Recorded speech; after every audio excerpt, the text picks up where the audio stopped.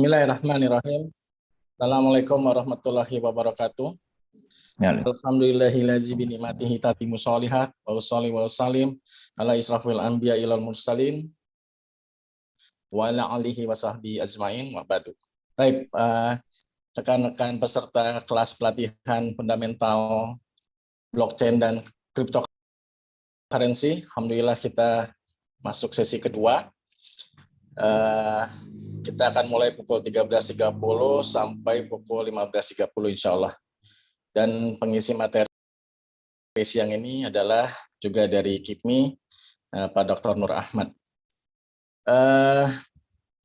Saya sampaikan sedikit ada kelas bahwa masih banyak peserta yang menggunakan nama gadget, sehingga kesulitan bagi pengurus untuk admit, tolong diganti dengan nama peserta sesuai dengan pendaftaran. Kemudian kita akan mendengarkan pemaparan materi dari Pak Nur, kurang lebih 45-60 menit. Dan seperti biasa, tafadhol kalau antum-antum mau raise hand ketika saat pemaparan materi, khusus pertanyaan yang berkaitan dengan materi yang sedang dijelaskan. Sedangkan untuk pertanyaan mengenai kasus atau lain-lain, mungkin nanti setelah sesi tanya-jawab di 45-35 menit terakhir. Begitu formatnya, Pak Nur? Oke. Baik.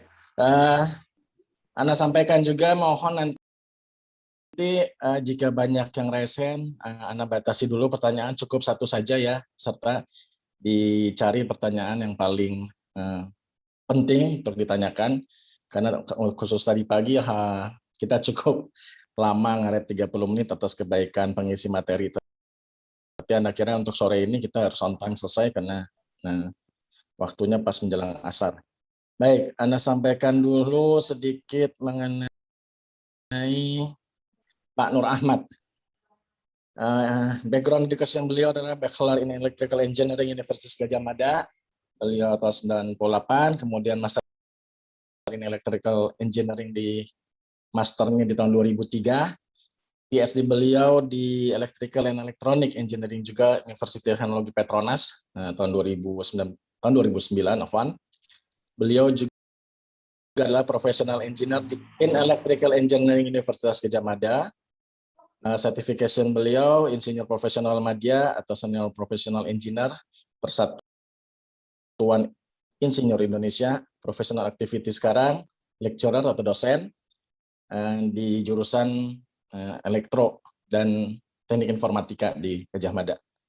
Beberapa riset beliau yang mungkin cukup populer adalah Brain Computer Interface atau BCI dan EEG Processing and Analysis, Soft Computing and Machine Learning, Speech and Audio Processing, Fault Diagnosis, Blockchain and Cryptocurrency. Insya Allah beliau ini tawaduk yang dikasihkan itu hanya sepersekian saja, sebetulnya masih banyak CV beliau yang masih panjang. Baik. Untuk mempersingkat waktu, kira-kira kita 2 menit lagi akan mulai. Anda ingatkan sekali lagi untuk pertanyaan dibatasi 1 per peserta, dan insya Allah kita bisa sharp on time selesai di 15.30. Kepada Pak Dr. Nur Ahmad, Anda persilakan. Tafadhol masykur, Dok. Jazakallahu khairan, Pak Ari. Ya, alhamdulillah, wassalatu wassalamu ala Rasulillah wa ala alihi wa ashabihi wa man tabi'ahum bi ihsanin ila yaumiddin. Amma ba'd, alhamdulillah. Jazakumullah khairan wa barakallahu fikum atas kesempatan ini.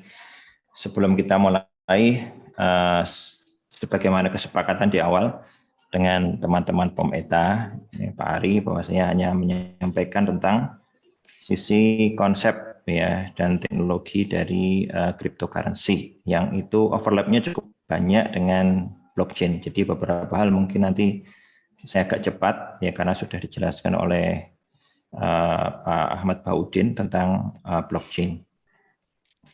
Nah, paling kalau mau ada pertanyaan ya pertanyaan yang sifatnya karakteristik atau sifat atau ya kondisi dari cryptocurrency itu yang mungkin bisa saya bantu untuk kita sharing. Ya. Izinkan saya share screen ya. Ya, silakan, Dok.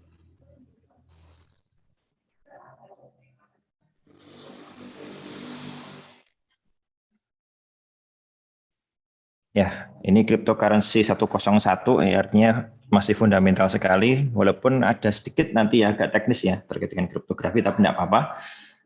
Saya berusaha untuk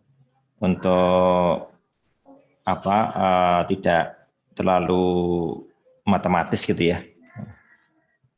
Nanti detailnya bisa dibaca di literatur-literatur yang lebih lanjut ya. Nah, ini background saya tadi sudah dibacakan oleh Pak Ari ya, jazakallahu khairan.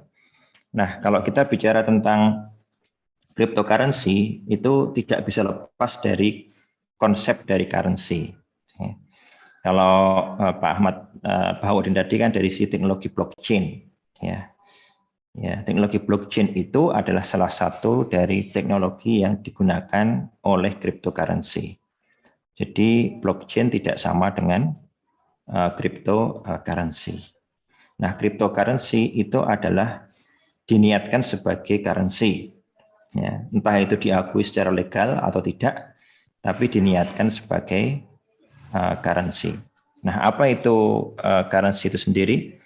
Currency itu, ya mohon maaf saya pakai bahasa Inggris, tapi karena saya kalau terjemahkan ke bahasa Indonesia itu malah bahasanya jadi kurang pas gitu ya.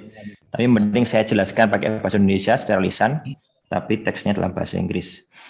Jadi currency itu adalah disebut dengan medium of exchange. Ya, jadi untuk tukar, alat tukar lah gitu ya mudahnya.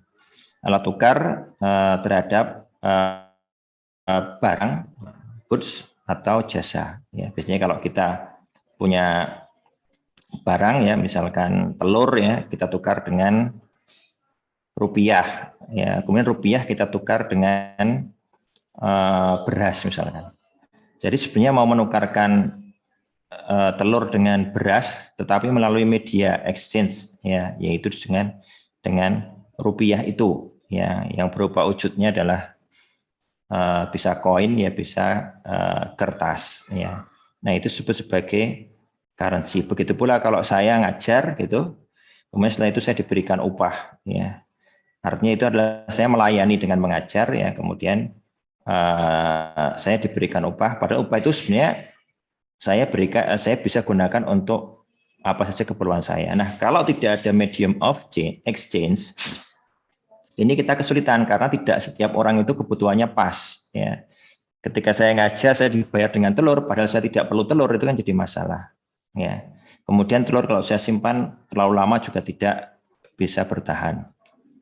Maka orang-orang dulu bergeser ya dari barter tadi karena tidak selalu jual beli terjadi ketika kebutuhan tidak match, maka mereka menggunakan sesuatu yang disepakati untuk menjadi media atau alat tukar. Ya. Nah, currency itu adalah uang. Ya. Jadi currency boleh diartikan mata uang, itu adalah uang. Ya. Jadi currency is money. Biasanya kalau sering digunakan dengan istilah yang sama ya, currency dan money itu sama. Ya. Tapi sebagian mengartikan berbeda. Kalau currency itu sudah dalam bentuk sesuatu ya. Kalau zaman sekarang ya sesuatu ya, entah itu koin, entah itu kertas, ya uang kertas. Ya, entah saat ini adalah catatan yang ada di bank account. Nah, kalau nilai ya yang belum ada sirkulasinya itu disebut dengan money. Walaupun untuk sementara ini kita anggap aja sama. Jadi currency itu adalah uang, money ya, dalam bentuk kertas atau koin. Ya, biasanya dikeluarkan oleh pemerintah ya. Dan diterima apa adanya ya, diterima oleh keseluruhan ya, kalau negara ya di wilayah kenegaraan itu sebagai metode untuk pembayaran ya. Metode pembayaran itu juga tidak jauh-jauh dari medium of exchange. Nah, sebenarnya kalau kita lihat currency itu sudah digunakan ya kurang lebih 3.000 tahun, ya, sudah lama sekali. Ya. Nah, kita sekarang pada era uang modern. Nah, salah satu karakter dari uang modern itu wujud fisiknya atau istilahnya wujudnya itu, materialnya itu adalah tidak ada harganya. Ya, materialnya itu tidak ada harganya, seperti uang kertas. Uang kertas itu kertasnya ya cuma selembar kertas gitu ya. Tapi karena dia itu dikeluarkan oleh government, maka dia mempunyai value. Nah, itu karakter-karakter dari uang sekarang. Jadi kalau ikhwah semuanya, Bapak dan Ibu semuanya punya uang, itu ketika hanya dinilai dari kertasnya, maka itu tidak ada nilainya sama sekali. Ya, tapi begitu itu bisa sebagai alat tukar dan measure of wealth, yaitu ukuran kekayaan gitu ya, maka itu menjadi ada nilainya. Nah, sebenarnya penggunaan uang kertas itu sudah lama ya 1000 sebelum Masehi. Ya, itu Cina sudah mengenalkan uang kertas. Namun untuk bisa diterima yaitu sangat lama ya, sangat lama, sehingga bagaimana mungkin dulu menggunakan emas dan perak misalkan atau media yang lainnya berubah menjadi kertas, dan kertas itu nggak ada harganya sama sekali secara fisik, secara material. Jadi itu perlu waktu yang lama untuk bisa diterima. Ya bahkan mungkin masih ada saja orang yang dulu waktu saya kecil itu tidak percaya dengan bank. Ya. Jadi lebih aman menyimpan uang di bawah bantal. Ya, tapi yang disimpan uangnya juga uang keluaran bank ya. Ada yang lebih nggak percaya lagi, pokoknya saya harus emas gitu ya. Ya, tapi emas itu ya banyak kelemahan di era sekarang ya, tidak bisa dibawa-bawa, tidak praktis, apalagi kalau antar negara. Nah, dan itu tidak semua itu bisa menerima dulu. Ya, bahkan banyak sekali ya dari sejarah yang saya baca, para ulama dulu mengharamkan uang kertas. Nah, currency yang saat ini itu ya orang bilang ya mungkin pada zaman saya masih banyak ya dikeluarkan dalam bentuk kertas ya kita ada 100.000, 50.000 yang kecil-kecil itu dalam bentuk koin ya. Namun kalau kita lihat ya di currency nasional ini itu menurut PBB itu ada 180 currency yang disirkulasi. Jadi disebut sebagai currency ketika dia udah ada di sirkulasi ya. Kemudian 66 negara ya mereka menggunakan US dollar sebagai mata uang mereka ya. Seperti El Salvador yang kemudian berganti dengan Bitcoin ya. Zimbabwe ya akhirnya menggunakan dolar, atau mereka melakukan peg, yaitu disamakan ya secara langsung dengan US dollar. Jadi menggunakan kurs tetap ya, menggunakan kurs tetap. Nah, sebagian besar negara itu menggunakan currency sendiri-sendiri, seperti negeri kita menggunakan IDR ya, Indonesian rupiah. Beberapa negara ya itu menerima US dollar ya untuk transaksi atau tender legal ya. Kalau di tempat kita sepertinya hanya rupiah satu-satunya yang sah. Nah, dalam lingkup yang terbatas sebenarnya ada perusahaan yang mengeluarkan currency, tapi sirkulasinya hanya di bisnis dia, ya seperti token yang ada di kita masuk ke tempat hiburan gitu ya, misalkan untuk bisa masuk ini kita dikasih token ya, token gitu ya. Tapi dia hanya bisa digunakan untuk bertransaksi di dalam perusahaan tersebut. Ya dulu ada airline and credit card point ya, atau Disney dollar ya. Dolar Disney ya hanya berlaku untuk perusahaannya Disney. Nah, kemudian currency itu juga dijual belikan ya, ditradingkan ya. Yaitu ada perubahan nilai tukar ya, satu currency dengan currency yang lain yang itu tidak konstan ya. Ada fluktuasi karena pengaruh kekuatan yang mengeluarkan ya. Karena sebenarnya uang yang sekarang beredar itu ya itu adalah dikeluarkan ya oleh negara yang hanya berbasis ya tidak ada backupnya, hanya berbasis pada pemerintah itu sendiri ya. Jadi jaminan saja dari pemerintah. Nah, pemerintah ini jaminannya itu bisa dipercaya ketika dia punya kekuatan nilai tawar yang tinggi. Maka sampai hari ini yang paling kuat US dollar ya, karena trust kepada Amerika Serikat itu factually yang paling besar ya. Nah, ketika pemerintah tidak bisa menjamin, tidak ada kepercayaan sama sekali, maka terjadilah seperti di Zimbabwe atau di El Salvador atau yang lainnya. Nah, karena ada fluktuasi, maka bisa ditradingkan. Kalau tidak ada fluktuasi, ya nggak bisa ditradingkan. Nah, ini beberapa poin penting tentang currency.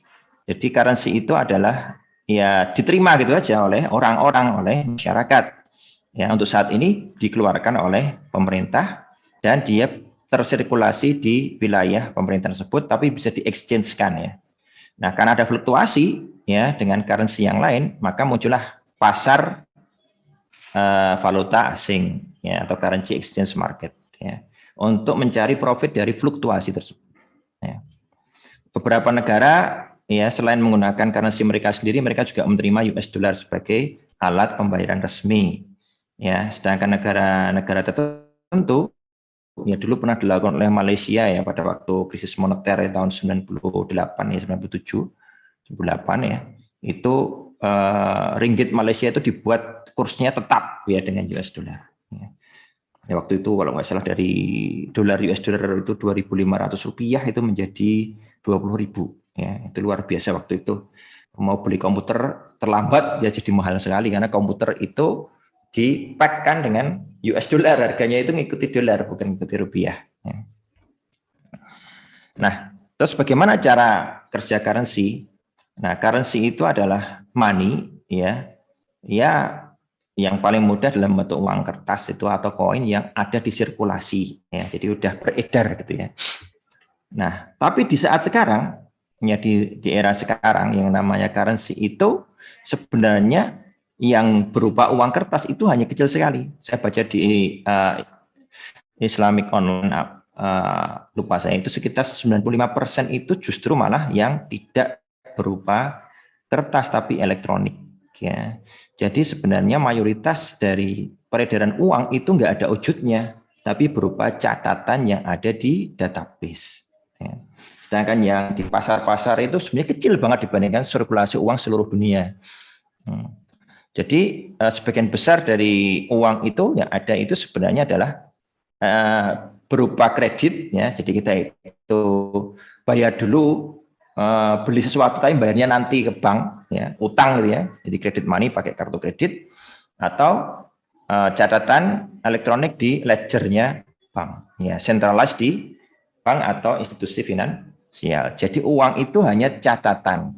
Dan kita kenapa kita bisa trust pada catatan itu? Karena dijamin oleh government yang disebut dengan fiat money.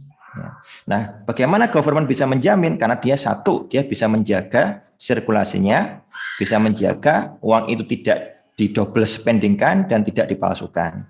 Melalui apa? Melalui penegakan hukum. Jadi, tool-tool yang digunakan oleh government. Kalau government sudah tidak bisa menjaga nilainya dengan tidak bisa menjaga inflasi, tidak bisa menjaga dipalsukan, ya tidak ada penegakan hukum, maka jelas uang catatan tadi dalam bentuk catatan yang ada di banking tadi itu jadi tidak dipercaya. Bahkan ketika ada isu bahwasanya suatu bank itu akan bermasalah, maka terjadi rush money ya dulu beberapa waktu yang lalu dengan Bank Bukopin ya. Nah, ketika orang itu kemudian mengambil dalam bentuk uang kertas tidak bisa karena jumlahnya sangat terbatas itu uang yang dicetak tersebut. Nah, kemudian uang memberikan apa ya istilahnya kemampuan untuk bisa menyimpan kekayaan atau nilai ya dan bisa digunakan oleh masyarakat ya yang mereka mempercayainya. Dan uang itu bisa digunakan untuk mengukur, jadi unit of account ya, ukuran wealth atau kekayaan. Nah, karena dia merupakan ukuran kekayaan ya, maka dia bisa di exchange ya, bisa ditukar ya tanpa harus ada fisiknya ya. Karena sebenarnya value-nya itu yang lebih penting bukan fisiknya. Jadi uang kertas itu ya itu ada nilainya ya karena ada yang menjamin yaitu negara. Nah, menjamin itu mesti ada alasannya, kita trust pada government karena ada reason-nya, ada alasannya. Ya. Sehingga konsep harus ada fisiknya itu tidak lagi berlaku karena value-nya itu bisa dipindahkan pada sesuatu yang tidak harus tangible. Ya. Kalau ada fisiknya, ya tangible ya, non tangible seperti apa? Akun kita di bank kita itu hanya catatan saja. Ya. Bahkan ya saya sendiri ya tidak pernah punya uang fisik gitu ya, tidak pernah punya uang fisik ya, karena semuanya kalau jual beli banyak menggunakan debit card atau menggunakan e-money atau menggunakan wallet ya, kayak electronic wallet itu. Ya saya nggak pernah lagi melihat uang kecuali receh-receh ya, yang dari metal itu ya. Nah itu ya mungkin di antara kita juga sudah banyak sekali yang mungkin sudah tidak lagi pernah memegang uang kertas gitu ya. Karena faktanya memang itu hanya 5% dari sirkulasi yang ada. Nah, kalau kita lihat sejarahnya ya, orang-orang suku Aztec itu dulu menggunakan medium of exchange dan store value itu dalam bentuk biji coklat ya. Kemudian orang Mesir menggunakan cincin metal ya. Ya, kemudian koin yang secara aktual sudah ada, jadi itu ada koin yang secara aktual itu sudah 700 sebelum Masehi ya, di daerah Turki sekarang. Nah, uang kertas itu dinasti Tang ya. Jadi tahun 618 907 Masehi. Nah, kemudian uang metal atau koin itu mulai banyak ya, dari dinar dirham ya, dari emas, dari perak, bahkan dari tembaga. Ya, sekarang dari aluminium juga ada ya. Begitu. Nah, itu karena waktu itu memang teknologinya baru sampai situ. Ya. Nah, seperti adanya bahkan batu ya, circular stone ya. Itu pernah digunakan di Pacific Island ya. Amerika sebelum modern itu menggunakan kerang. Wah, bisa bayangkan ya, bayar pakai kerang. Ya, padahal ya siapa yang mengassign nilai kerang itu ya mereka sendiri gitu ya. Ya. Begitu pula emas itu, siapa yang mengassign pertama kali emas? Ya penemu emasnya digging aja dari tambang emas, kemudian disepakati nilainya berapa ya sudah diassign ke nilai. Jadi orang yang nambang emas dia jadi wealth karena ada assignment terhadap emas itu dari nilainya. Bahkan daun tembakau juga seperti itu ya, kemudian garam ya, kemudian bahkan rokok ya, kemudian juga mie ya. Nah, sehingga sampai saat ini mayoritas sekarang yang terjadi ya 95% itu adalah electronic currency ya, digital money ya. Jadi sudah merupakan sirkulasi yang paling penting saat ini adalah digital money atau electronic payments ya, bukan lagi uang kertas, tetapi masih centralized, yaitu yang dikeluarkan oleh government ya, centralized. Nah, bagaimana dengan nilai intrinsik? Nah, kebanyakan uang sekarang itu nggak punya nilai materinya, nilai fisik, nilai materialnya ya. Beda dengan logam mulia ya. Logam mulia ketika dicetak ya, itu orang sudah punya bayangan dulu nilainya berapa. Walaupun itu juga siapa yang memberikan nilai, ya manusia itu sendiri mengassign nilai pada logam mulia tersebut ya. Tapi kalau yang sekarang uang kertas itu sebenarnya tidak punya intrinsic value ya. Nah, dulu sempat itu di pack, yaitu disejajarkan ya, sehingga disebut dengan namanya representative money. Jadi setiap mencetak koin atau uang kertas itu harus ada komoditas yang senilai itu, biasanya menggunakan emas ya. Nah, dulu US dollar sebelum perang dunia ya, itu menggunakan representative money ya. Jadi uang kertas itu merepresentasikan beberapa klaim ya tentang logam mulia yang diklaim ya, yang sewaktu-waktu ya secara legal bisa dikembalikan menjadi logam mulia. Namun karena Amerika ini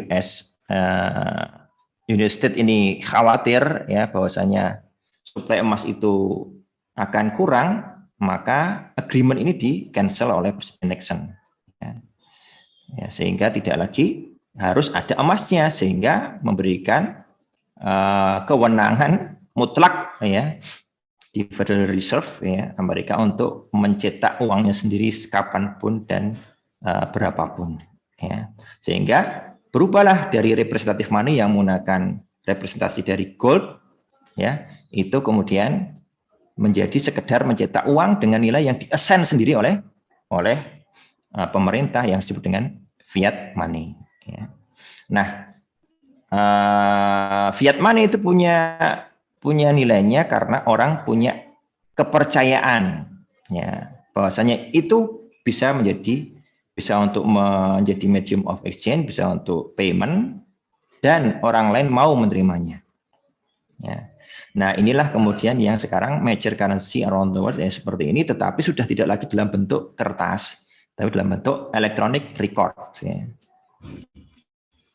Nah, nilai dari fiat money ini didapatkan dari trust ya kepada government. Ya, jadi government itu, makanya US itu kuat sekali ya karena dia secara ekonomi dia strong, maka dia selalu menjadi standar ya untuk fiat money ya. Karena dia strong secara ekonomi ya, kalau dia strong ya berakibat kita yang lemah seperti dulu krisis ekonomi ketika dolar dari 2.500 menjadi 20.000. Ya, sekarang udah berapa? 15.000, 19 berapa lupa saya.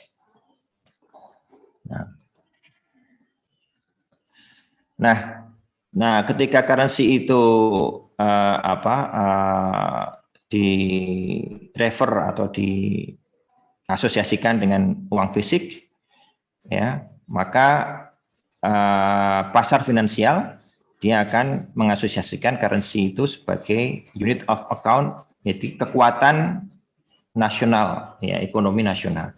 Jadi sejauh mana suatu negara itu kaya itu dilihat dari currency-nya. Ya.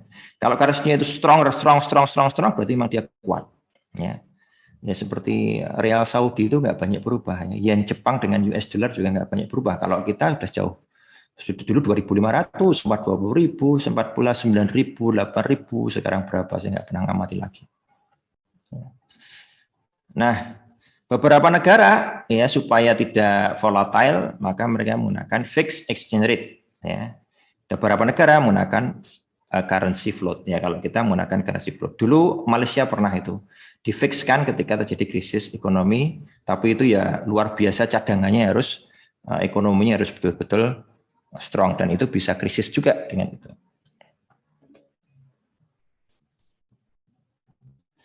Nah, kemudian dengan adanya fiat money juga bisa jadi inflasi ya. Ya karena sekarang ekonomi itu banyak menggunakan fiat money dan tidak terhubung dengan aset fisik ya, maka pemerintah bisa mencetak ya dengan pertimbangan-pertimbangan tertentu ya. Nah, dengan adanya itu bisa terjadi kalau tidak hati-hati terjadi overspend ya, jadi sirkulasi uang yang beredar itu jadi banyak sekali sehingga nilainya menjadi turun. Maka pemerintah bisa menarik dari peredaran uang yang ada untuk menjaga nilai supaya tidak jatuh. Nah, ini beberapa poin yang bisa kita dapatkan ya. Jadi semua currency itu sebenarnya untuk meningkatkan aktivitas ekonomi ya, sehingga barang-barang itu bisa dijual belikan ya, sehingga meningkatkan ekonomi masyarakat ya. Dan currency itu bisa menyimpan kekayaan sehingga bisa kita gunakan kapanpun dan sewaktu-waktu, kalau bisa dimanapun ya. Kalau aktif kalau masih berupa fisik itu harus dibawa di dompetnya dicopet segala macam ya. Nah, currency itu tidak terbatas pada koin ataupun tas ya. Pada saat ini dengan digital ekonomi ya, jadi uang itu di mana? Uang itu di ledgernya bank. Ya, ledgernya di mana? Centralized di bank ya. Bahkan sekarang muncul ide baru yang nanti akan kita bahas, yaitu ya betul-betul melampaui dari apa yang ada sekarang, itu betul-betul aset atau uang itu intangible ya. Ya, seperti Bitcoin yang tidak perlu sama sekali dijadikan fisik kecuali kemudian di-trade atau di-convert ke fiat. Oke, nah itu sedikit tentang currency. Jadi sebenarnya cryptocurrency itu adalah currency. Jadi dia berusaha mempunyai sifat-sifat currency tadi. Ya, berusaha mempunyai sifat-sifat currency tadi. Ya, ada orang yang mengatakan sebagai digital gold ya, karena sifat-sifat gold itu cocok sekali dengan sifat-sifat currency. Cuman dia punya kekurangan, ya tidak bisa dikirim dengan cepat, tidak bisa disimpan dengan mudah, ya, seperti itu.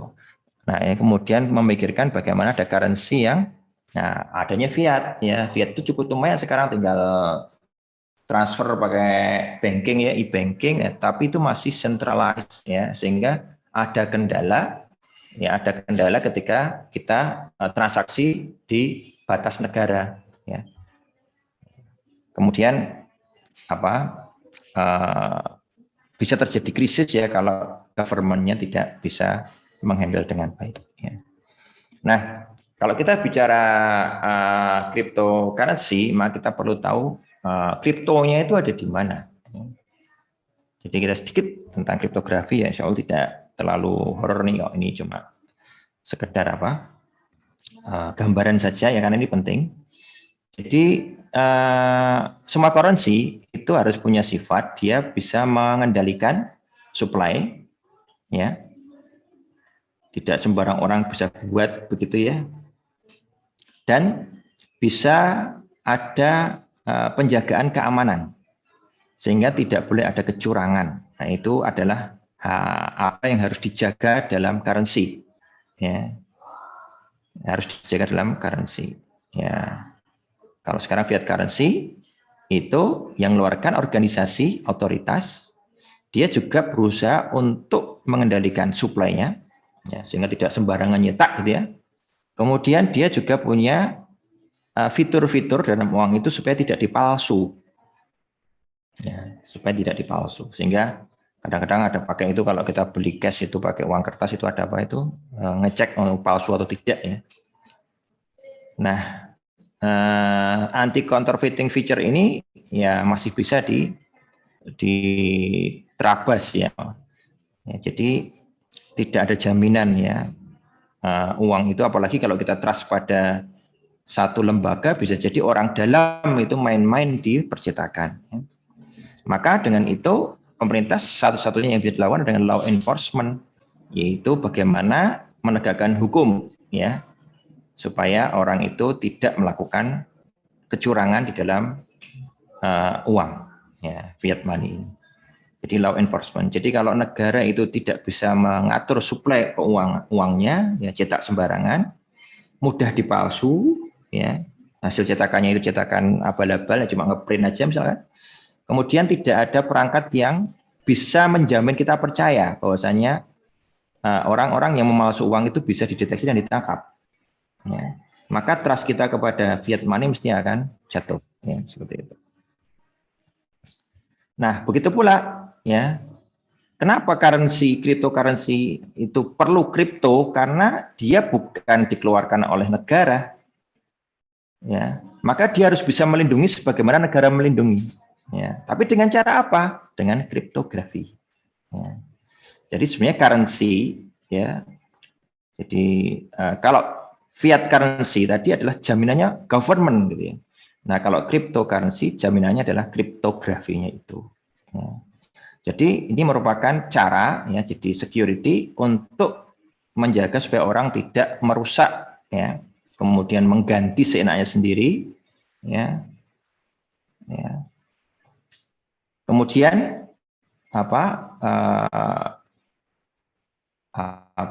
terjaga, jadi tidak bisa ditemper ya, sehingga memang kriptografi itu dulunya banyak riset di situ untuk menjaga dokumen tidak dipalsukan gitu ya. Nah, ini juga ya supaya tidak di-counterfeit. Ya, kalau uang kertas itu dengan fitur-fitur keuangan ya, tapi kalau itu uang digital kita trust, pasrah boyoan sama bank. Ya kan? Ya. Dengan alasan bank itu bank resmi yang diatur legal oleh pemerintah. Jadi selama ini kita modalnya itu trust ya dengan bank. Karena kita nggak megang uang, ya nggak ada, ya uangnya nggak ada sama sekali, ya hanya ledgernya ada di bank. Nah, kalau kita dispute dengan bank, itu ledger yang dipakai bukan buku tabungan kita, tapi ledger yang di bank. Buku tabungan kita bisa kita ganti-ganti ya, tapi yang berlaku bukan di kita, tapi di bank. Jadi kita pasrah betul pada bank karena kita percaya pada government bahwa tidak akan terjadi double spending, tidak akan terjadi pemalsuan uang ya. Ya kalau udah di electronic ledger ya, tidak ada perubahan ledger dengan cara curang. Ya. Jadi kita percaya ledger yang di bank itu tidak akan diubah oleh siapapun. Tapi kita nggak pernah tahu, ya. Kita bermodal pada trust. Nah, di cryptocurrency ya beda dengan fiat currency ya karena dia bukan government, tidak bisa menggunakan law enforcement, maka security-nya menggunakan kriptografi. Jadi dia purely technologically, jadi betul-betul secara teknologi yaitu mempunyai sifat-sifat currency yang secure. Ya. Kalau emas itu dulu ahli-ahli penilai emas ya, emas itu palsu atau asli. Kalau orang biasa nggak tahu, mungkin nggak bisa membedakan emas 24 karat dengan 22 karat. Ya. Jadi kita trust pada siapa? Pada toko emas ya, entah Semar, entah Antam, entah apa begitu. Ya memang namanya trust itu mesti tidak bisa kita hindari, cuman kita perlu reason ya. Ya saat ini cryptocurrency belum mendapatkan trust secara mayoritas ya, sehingga orang mungkin masih ragu-ragu ya menggunakan cryptocurrency. Nah, bagaimana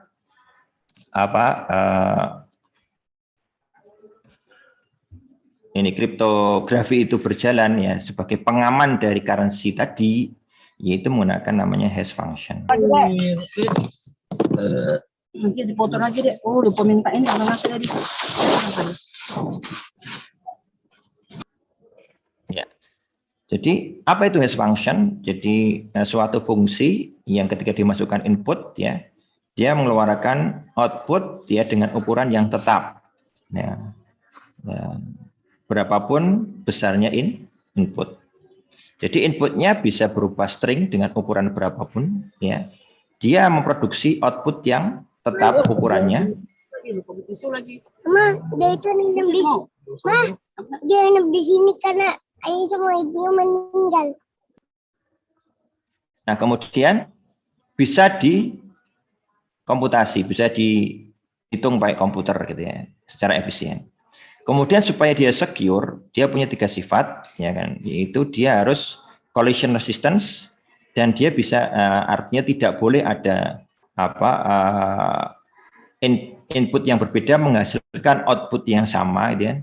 Kemudian dia harus bisa menyembunyikan bahwa kita nggak akan pernah tahu inputnya seperti apa. Kemudian dia puzzle friendliness, ya, nanti akan dijelaskan. Jadi collision resistance, jadi suatu fungsi hash, ya, fungsi hash itu dikatakan sebagai collision resistant jika ya tidak worth lah gitu, tidak visible, ya, bukan tidak mungkin ya, bukan impossible tapi invisible untuk mencari atau menemukan ya nilai x dan y ya sehingga x tidak sama dengan y yang hash functionnya itu sama ya. Jadi gambar di bawah ini sesuatu yang tidak terjadi atau tidak visible, mencari x dan y sehingga hash functionnya itu sama. Kalau terjadi hash function yang sama, namanya hash collision. Nah ini secara teori panjang, ditanya matematis, ya tapi sebenarnya bisa, ya sebenarnya bisa terjadi collision. Cuman ada teknik supaya dia tidak visible, artinya ya cukup cukup sulit gitu ya, atau mungkin juga cukup sulit, sangat sulit untuk mencari collision. Jadi in practice ya hash function itu collision resistant itu ya kalau detailnya nanti bisa dipelajari dalam ilmu kriptografi ya bukannya tidak mungkin tapi cukup sulit. Kalau kita bicara di dunia IT itu selalu dibuat cukup sulit ya. Password itu apakah bisa dibobol? Bisa ya. Tapi teorinya bisa tapi prakteknya ya nggak worth, nggak visible gitu ya. Nah, itu juga seperti ketika mencari collision. Maka dasarnya itu kita bisa percaya bahwasanya hash function itu tidak akan terjadi tabrakan atau collision. Yang kedua adalah hiding. Ya, jadi dia mampu menyembunyikan. Jadi kalau kita punya hash function dia sama dengan hx, ya tidak visible juga untuk mencari inputnya. Jadi kita udah punya hasilnya, hashnya seperti ini, inputnya ke apa ya, gitu kan? Bisa dicari, mungkin bisa, dan itu tidaklah impossible, ya. Tapi tidak feasible, ya, artinya tidak ada manfaat, tidak ada untungnya, gitu ya, malah banyak ruginya. Ya. Nah ini bisa terjadi dengan cara menggunakan namanya secret value yang dicari dari distribusi atau distribusi probabilitas yang spread, ya, jadinya melebar, ya, sehingga nilai probabilitasnya itu negligible, bisa diabaikan, bukan nol, tapi bisa diabaikan. Jadi sebenarnya kalau kita kalau naik pesawat terbang, ya, ada kemungkinan crash kan, ya, pesawat terbang itu jatuh, tapi kita tetap aja naik pesawat terbang karena probability-nya itu negligible, walaupun itu bisa terjadi. Nah, seperti itu. Seperti kalau kita keluar rumah, ada kemungkinan ketabrak motor enggak? Ya ada, tapi kita tetap keluar karena probability-nya itu negligible, ya, bisa kita ignore.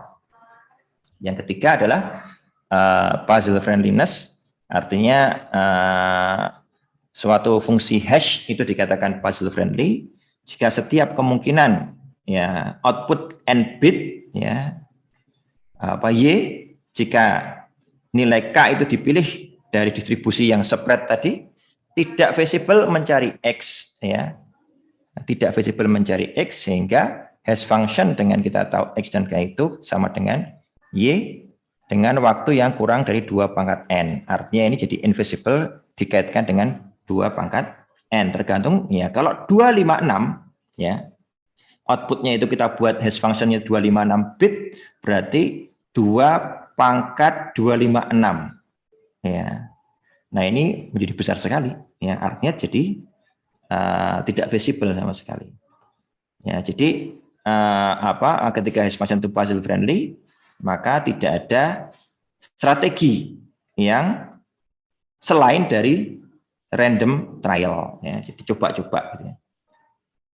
Tidak ada algoritma khususnya. Nah ini contoh yang dipakai Bitcoin, ya, menggunakan SHA-256. Jadi outputnya berapa? 256. Berarti kalau kita melihat puzzle friendly itu 2 pangkat 256. Ya. Nah dibuat dengan SHA-256 ini, ya, itu ada initial value, ya, atau vektor, ya, 256 bit, kemudian ada message yang ukurannya 512 bit. Jadi ukurannya 512 plus 256, ya, menggunakan comparison function collision resistant C, ya. C itu akan mengeluarkan 256 ditambah kemudian message yang kedua 512, terusnya sampai di ujung akhir nilai hashnya adalah 256. Dan ini memenuhi 3 syarat security tadi, ya. Jadi kalau mau melakukan attack kepada SHA-256 ini tidak visible sama sekali. Nah, kemudian ada yang namanya hash pointer, ya. Jadi kita ada hash function yang menunjuk pada data tertentu, ya. Jadi di sini ada H, ini nilai hashnya itu pointer ke data. Jadi dia akan mempointer kepada data disimpan, ya. Nah ini gunanya apa? Nanti untuk membentuk yang namanya tadi sudah dijelaskan oleh Pak Ahmad Baudin, blockchain, ya. Jadi hash function ini pointer ke data sebelumnya, hash function ini pointer ke data ini, ya, dan seterusnya, sehingga ini akan menjaga tempering, ya. Jadi link, ya. Jadi ketika ada yang mengubah data di sini, maka pointernya akan salah, ya, tidak sesuai. Nah, hash function ini banyak dipakai ketika kita download software, ya, download file. Biasanya dia dikasih hash function-nya apa, hasilnya hash-nya apa, kita download, kita masukkan ke hash function-nya sama enggak dengan hash yang ada di servernya. Kalau beda, jangan-jangan itu sudah dikasih malicious code untuk virus, ya. Kadang-kadang kita kan sukanya download gratisan tuh. Download gratisan itu kadang-kadang kita kena jebakan Batman, ya, yang kita download tuh disisipi software untuk memata-matai kita. Atau software yang merusak sistem komputer kita. Ya. Nah itu salah satu caranya dengan hash.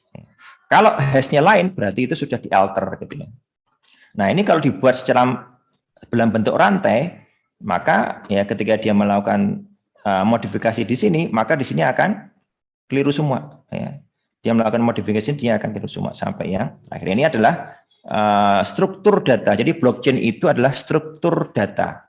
Nah, blockchain dengan kriptografi, yaitu yang digunakan struktur datanya blockchain, kemudian menggunakan kriptografi untuk security-nya. Nah, kenapa perlu security? Karena akan digunakan untuk currency. Ya, akan digunakan untuk currency. Nah, kalau kita membuat blockchain ya tanpa security ya bisa aja. Ya. Karena blockchain itu struktur database. Jadi kalau tadi dikatakan RDBMS itu adalah berbasis tabel. Kalau ini berbasis blok, ya berbasis blok. Nah, ada lagi yang namanya Merkle tree. Ya, ini adalah salah satu alternatif dari struktur data ya dalam bentuk tree. Ya, ini tree ini termasuk directed acyclic graph. Ya, jadi beberapa kripto itu menggunakan DAG ya, directed acyclic graph. Ya, kalau kita tahu Bitcoin itu bisa ditambang, di mine, nanti kita bahas tentang mine, menggunakan ASIC. Ya, jadi application specific IC. Ya. Nah, kalau dia itu blockchain-nya biasa kayak gitu tadi, dengan struktur yang simple, maka menggunakan ASIC tadi, yaitu hardware yang didesain spesifik untuk mining, dia menang gitu dan murah ya, dibandingkan kalau menggunakan GPU.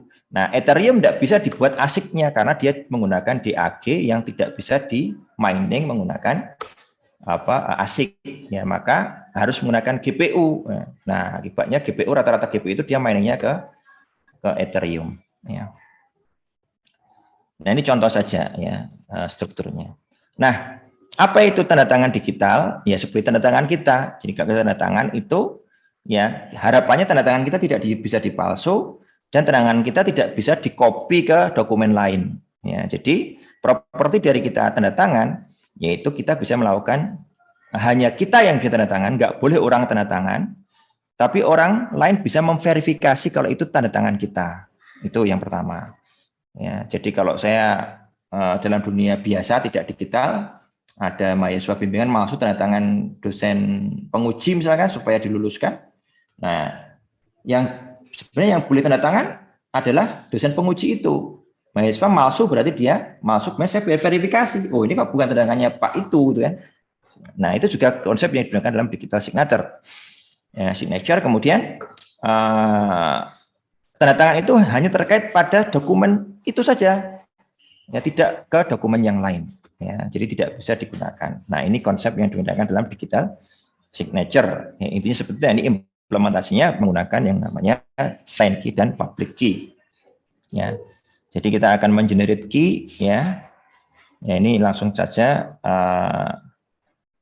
gambarnya di sini saja. Nah, ini kira-kira public key itu untuk verifikasi ya. Jadi verifikasi itu dia perlu public key, kemudian message-nya, kemudian sign. Yang sign itu adalah desain oleh orang yang tanda tangan, yaitu men-sign message dengan signature key-nya. Nah, ini yang tanda tangan, yang challenger ini tanda tangan, ya dia punya signature key, dia juga punya public key. Karena public key itu diketahui bersama yang tanda tangan maupun yang memverifikasi, gitu ya. Maka si attacker mengirimkan message kepada challenger untuk ditandatangani. Ya, maka si challenger tanda tangan dia, ya tanda tangan dengan signature key yang dia hanya tahu, kemudian message tadi, ya dapat. Nah, dia nggak bisa menerjemahkan. Ya, karena dia hanya bisa memverifikasi tapi nggak bisa mengetahui tanda tangannya kayak apa sih gitu ya, karena dia nggak ngerti signature key-nya, yang tahu signature key hanya si challenger. Tapi dia melakukan berulang-ulang sampai dia ketemu pola. Nah, ketika dia ketemu pola, dia kasih M ya. Dan SIG untuk diverifikasi. Ya, ternyata bisa diverifikasi, berarti attacker win ya. Tapi untuk mendapatkan ini sangat sulit. Ya, sangat sulit. Ya, kalau bisa lolos dari attacker ini berarti dia betul-betul tidak bisa dipalsu ini tanda tangannya. Namanya unforgeability game. Nah, ini juga menjadi concern dalam kriptografi. Nah, yang dipakai di sini apa? Di Bitcoin menggunakan ECDSA, ya, Elliptic Curve Digital Signature Algorithm. Ini juga terdiri dia secure. dipakai oleh US government. Ya, ya ini merupakan update dari DSA. Ya, jadi sudah tahan banting lah bertahun-tahun, ya dipercaya sebagai secure. Ini dipakai oleh Bitcoin. Oke, ya kemudian public key, ya. Jadi tadi juga sempat dibaca, ya. Jadi public key, ya. Jadi untuk memverifikasi itu menggunakan kunci publik, ya, dari digital signature. Ya. Nah, jika kita melihat suatu pesan dengan suatu tanda tangan, ya, dan diverifikasi benar dengan public key, maka ya kita bisa berpikir bahwasanya publik ini yang menyatakan misi tersebut. Ya. Nah, kita bisa secara literal mengatakan publik itu seperti aktornya, ya, atau bagian dari sistem yang membuat statement, ya, dengan melakukan tanda tangan terhadap statement tersebut. Ya, maka dari sisi ini public key itu sebenarnya adalah identity. Ya, jadi di sini public key itu dianggap sebagai identitas. Ya, nah untuk seorang yang boleh mengatakan ini identitas saya, itu perlu namanya secret key. Ya, sebetulnya. Jadi wallet tadi, ya wallet apa? Alamat, ya, address. Ya, address itu akun bank address. Ya, itu public key. Tapi untuk bisa buka bahwa ini milik saya, kita perlu private key, ya, itu secret key, ya, semacam-macam itu. Nah, manajemen secara decentralized, ya, itu juga digunakan oleh cryptocurrency. Ya, jadi ini idenya adalah bagaimana manajemen itu tidak terpusat pada satu institusi atau pada central body atau pihak ketiga, ya, tapi decentralized. Jadi kita tidak perlu ada pihak ketiga, ya, ketika melakukan registering user, ya, masuk sistem. Ya, kita bisa register dengan kita sendiri. Ya, kita tidak perlu username, ya. Kemudian tidak perlu memberitahukan kepada orang lain saya akan menggunakan nama apa dan seterusnya. Nah, itu apa yang berusaha diraih oleh cryptocurrency, yaitu identitasnya pun adalah decentralized. Ini contoh cryptocurrency tapi yang masih centralized, ya. Ya, jadi di sini ada namanya Goofy Coin. Ya. Nah, jadi di sini si Goofy ini membuat koin. Ya. Nah, anggap aja dia nemu emas. Wah, ini emas ini sesuatu yang menarik nih. Ya. Nah, dia buat koin dari emas misalkan, ya. Nah, dia buat koin secara digital. Kemudian dia sign, ya, dia tanda tangan. Ini milik saya. Ya, jadi create coin, ini milik saya buat, ini milik saya. Setelah itu dia bayar koin tersebut kepada Alice, maka disebut dengan pay to. Ya, kalau tadi kan create coin, ya, dengan ID tertentu, pay to Alice, itu pun harus disign oleh Goofy. Kalau tidak disign oleh Goofy, ya tidak sah. Ya. Kemudian setelah itu, ya, artinya apa? Ini kepemilikan berpindah dari Goofy ke Alice. Ya. Nah, kemudian Alice membayar ke Bob. Ya, bayar ke Bob, dia sign, ya. Jadi kepemilikan adalah, ya, dari Alice ke Bob. Namun cara seperti ini riskan. Kenapa? Karena Alice bisa double spending. Dia bisa bayar ke Agus, dia sign juga. Jadi koinnya satu tapi digunakan untuk bayar dua transaksi. Ya, jadi ini tidak bisa dilakukan. Maka dibuat struktur data yang tadi menggunakan hash, ya, yang menggunakan konsep blockchain. Ya, ini transaksi itu bisa create coin, bisa pay coin, kan gitu, ya. Maka di sini menggunakan hash pointer, ya. Ini nama ID transaction, transaksinya apa? Apakah dia create coin atau pay coin? Nah, di sini block, ya, dia transaksi ID nomor 73, ya. Di sini nomor 73. Dia transaksinya apa? Buat koin, yaitu nemu emas. Ya. Tidak ngasih emas, tapi nemu emas. Ya. Nah, koin dibuat, ya, ada datanya, yaitu koin ID 73 nomor 0, nomor 1 dan nomor 2, nilainya 3,2, 1,4, 7,1. Nah, ini penerimanya ya yang punya koin ya, ini alamat apa public key-nya.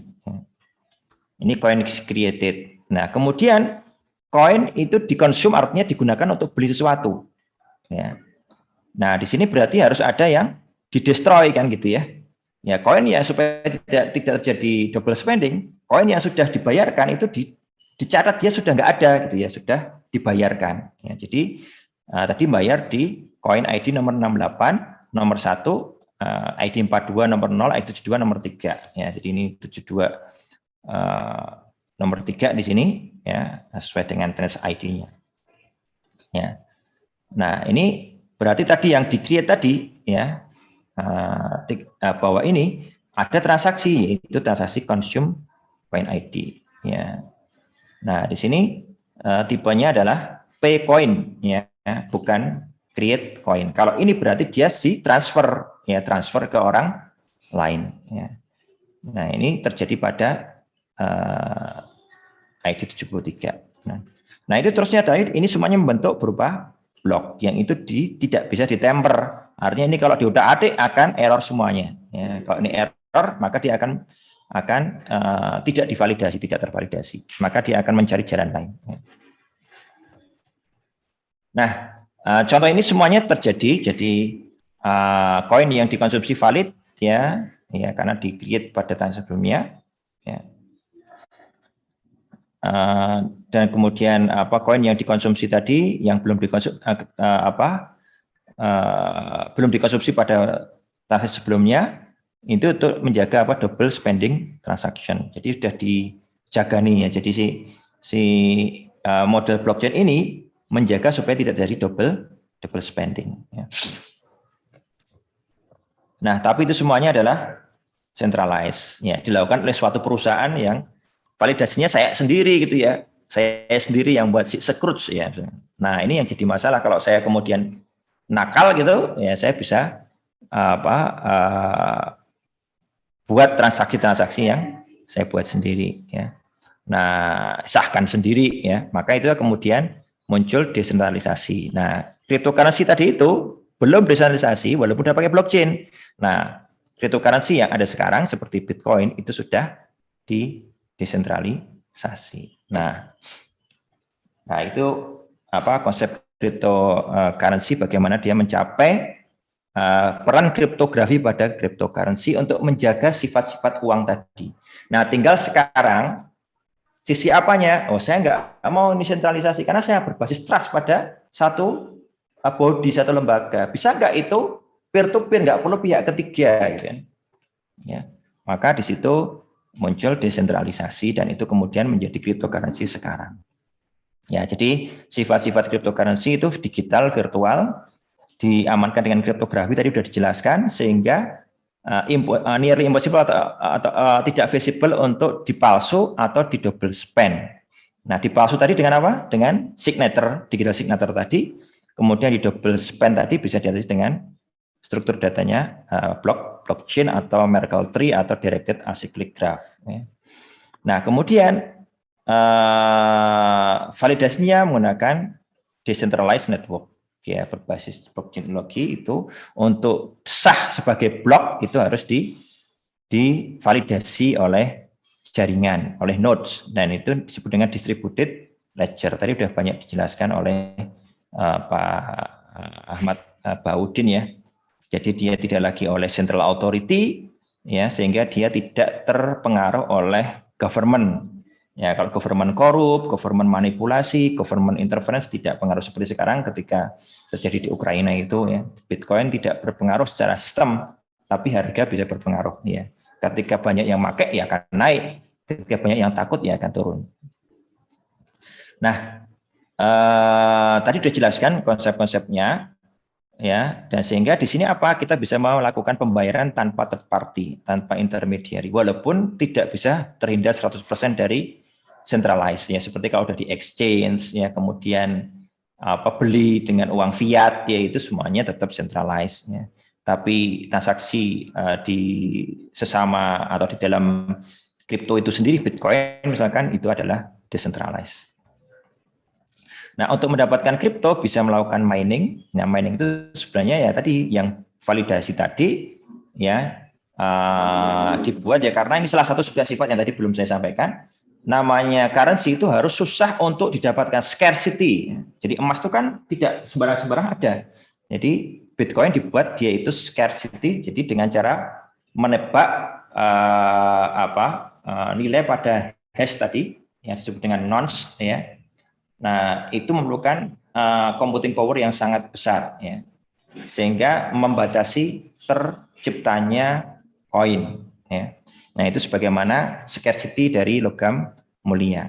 Ya, bahkan kalau Bitcoin dibuat sama sekali dia akan terbatas pada 21 juta ya. Sekarang udah sampai 18 juta. Ya, bentar lagi udah habis ya. Tidak bisa di mining lagi.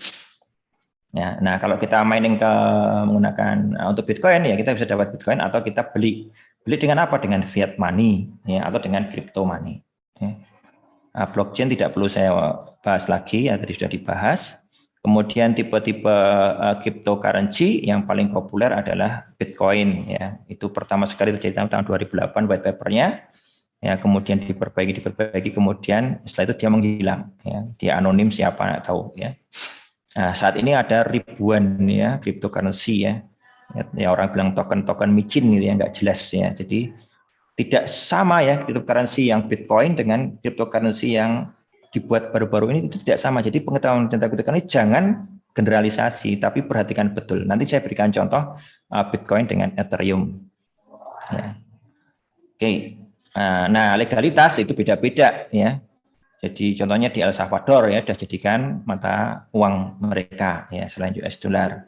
Kemudian Cina itu ilegal ya. Kemudian Uni Eropa itu legal, jadi bisa menukar ke uang fiat ya, atau bisa langsung beli menggunakan Bitcoin ya di beberapa merchant ya.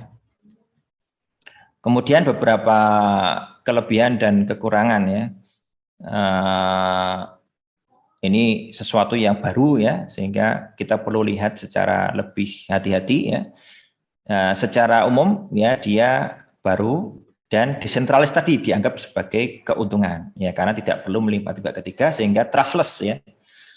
Kemudian mudah untuk transfer ya, dengan sangat mudah dan sangat cepat ya, dan lebih ngirit biaya ya dibandingkan banking atau credit card.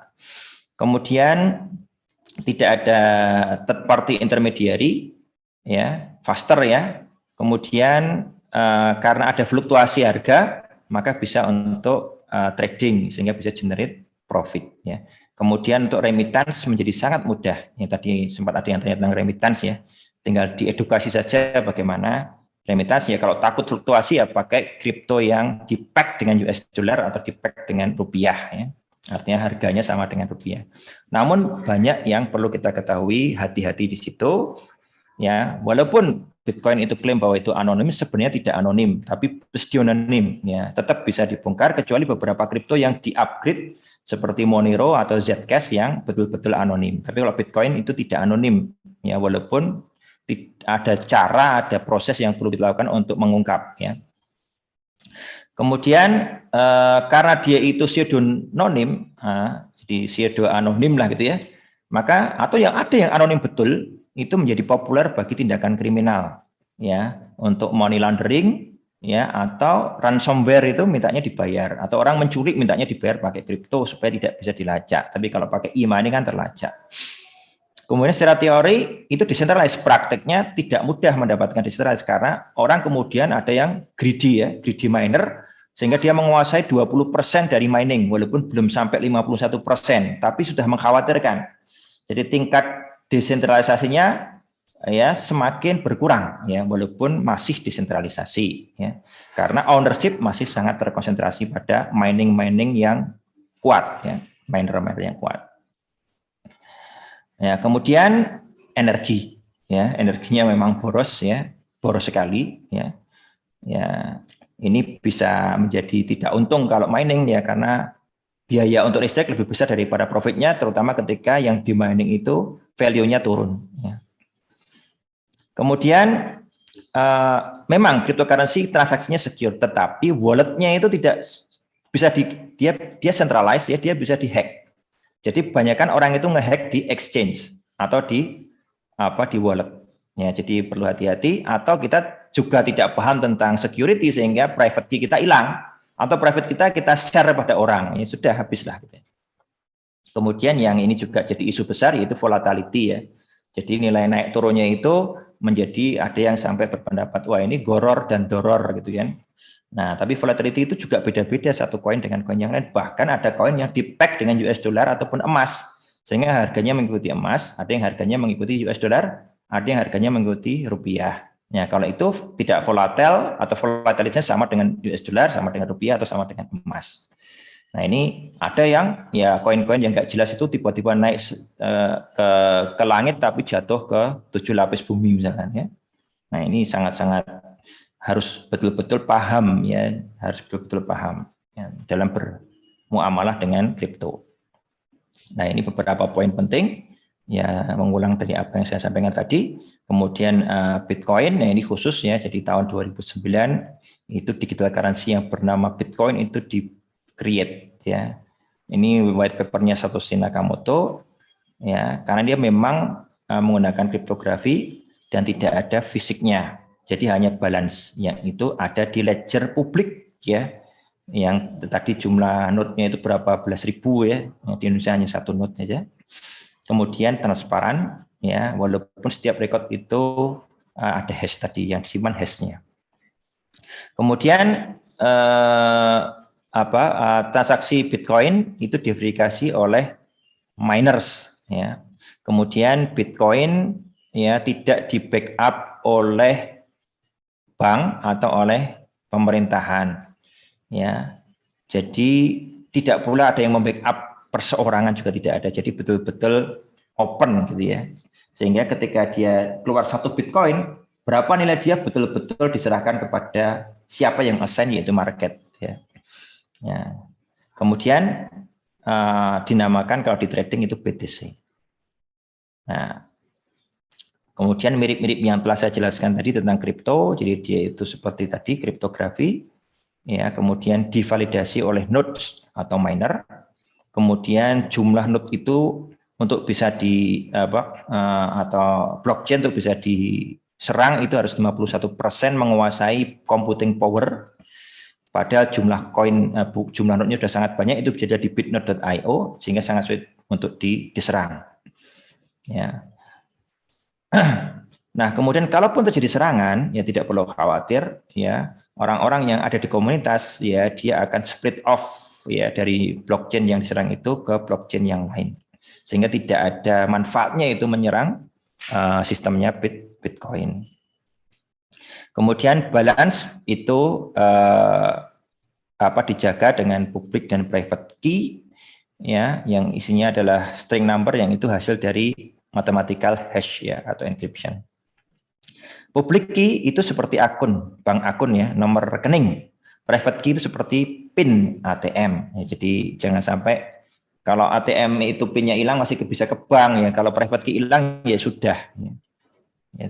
Jadi ada banyak di sana Bitcoin yang zombie, tidak punya pemilik karena kuncinya hilang. Jadi sirkulasi Bitcoin ada yang tidak bisa dimana-mana lagi ya karena sudah yang punya itu meninggal misalkan, ya, nggak ada yang tahu private key-nya. Kemudian menggunakan peer-to-peer teknologi, ya sudah dijelaskan oleh Mas Ahmad Baudin. Kemudian proses mining-nya ya menggunakan proof of work, ya menggunakan proof of work. Kemudian saat ini Bitcoin sudah banyak juga di Eropa itu bisa digunakan untuk pembayaran langsung ya di Uni Eropa. Jadi ada Bitcoin accepted here, sebagaimana pembayaran yang lain ya sudah bisa menggunakan, sudah ada card-nya juga. Oke, kemudian Ethereum itu lebih banyak kepada platform. Ya, jadi bukan ke koinnya ya, tapi platform itu punya native currency namanya Ether. Nah, jadi dia lebih banyak ke platform blockchain ya, tapi punya token native namanya Ether ya. ETH. Ya. Nah, di sini karena dia punya sifat blockchain dan distributed, maka dia juga secure untuk transaksi, ditambah dia bisa enable smart contract ya, jadi bisa jadi Ethereum itu mensupport ya jaringan decentralized apps maupun decentralized finance ya dengan menetapkan smart contract. Jadi menggunakan if then saja, if begini dan begitu, secara otomatis ketika terjadi transaksi maka dieksekusi. Ya. Nah, kalau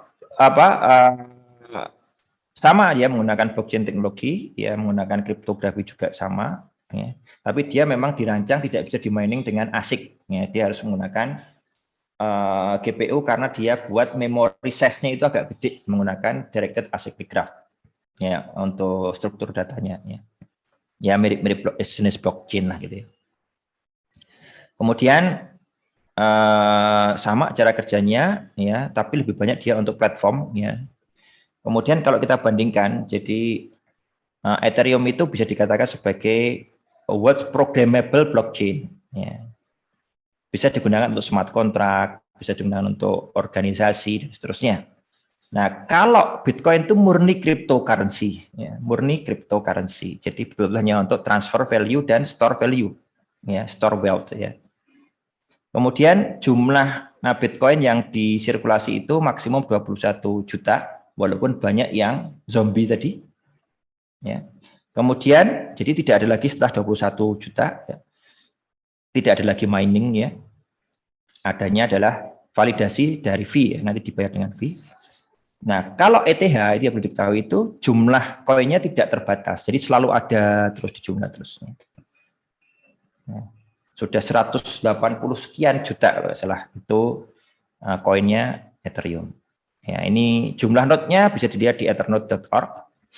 Ya. Kemudian yang perlu kita ketahui kalau Ethereum ketika kita melakukan transaksi itu namanya gas fee. Ya, jadi ada fee-nya. Kalau Bitcoin enggak. Ya, Bitcoin fee-nya itu diabsorb oleh jaringan Bitcoin itu sendiri. Kalau Ethereum ada gas fee, ya lumayan ini hitungannya kalau kita mau hitung-hitung ya.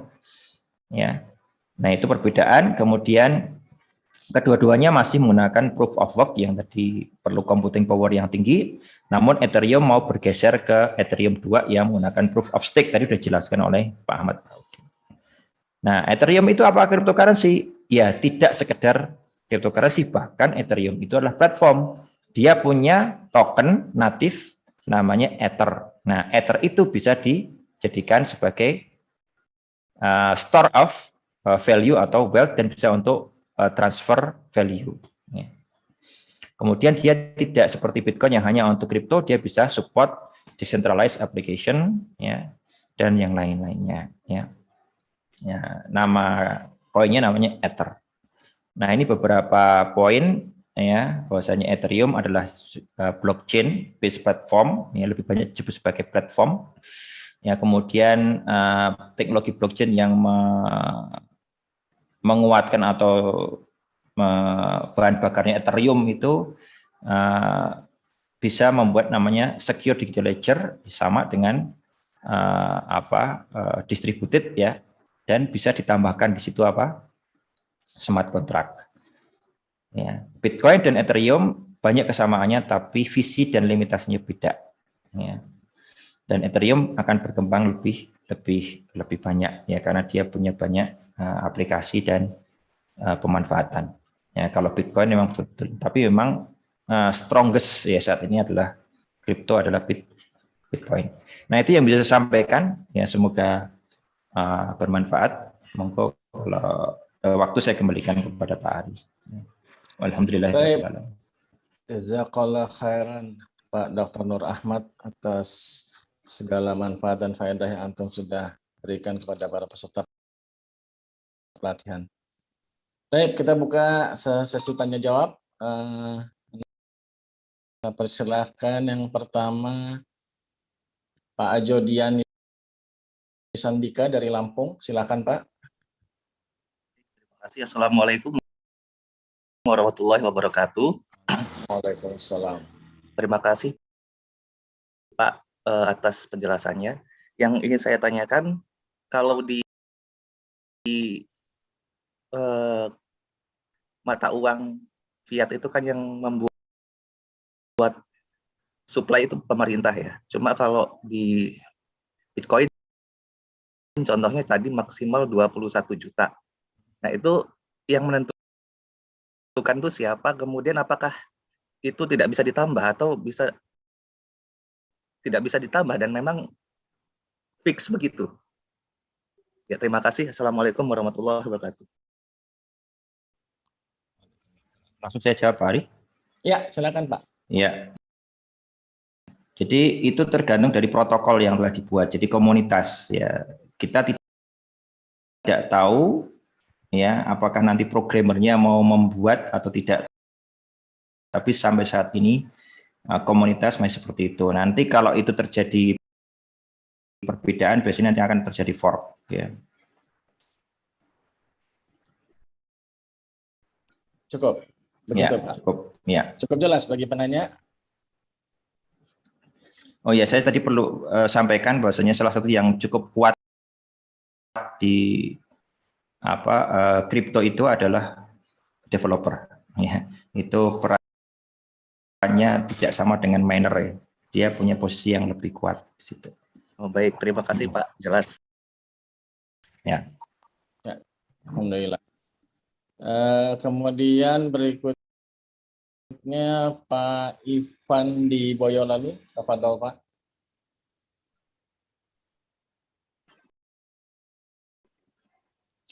Ya, Assalamualaikum Ustadz. Maaf agak berisik. Tadi saya mungkin agak telat masuk, mungkin ada yang saya ketinggalan, tapi ada yang saya mau tanya, yang benar-benar dunia awam tentang cryptocurrency, ini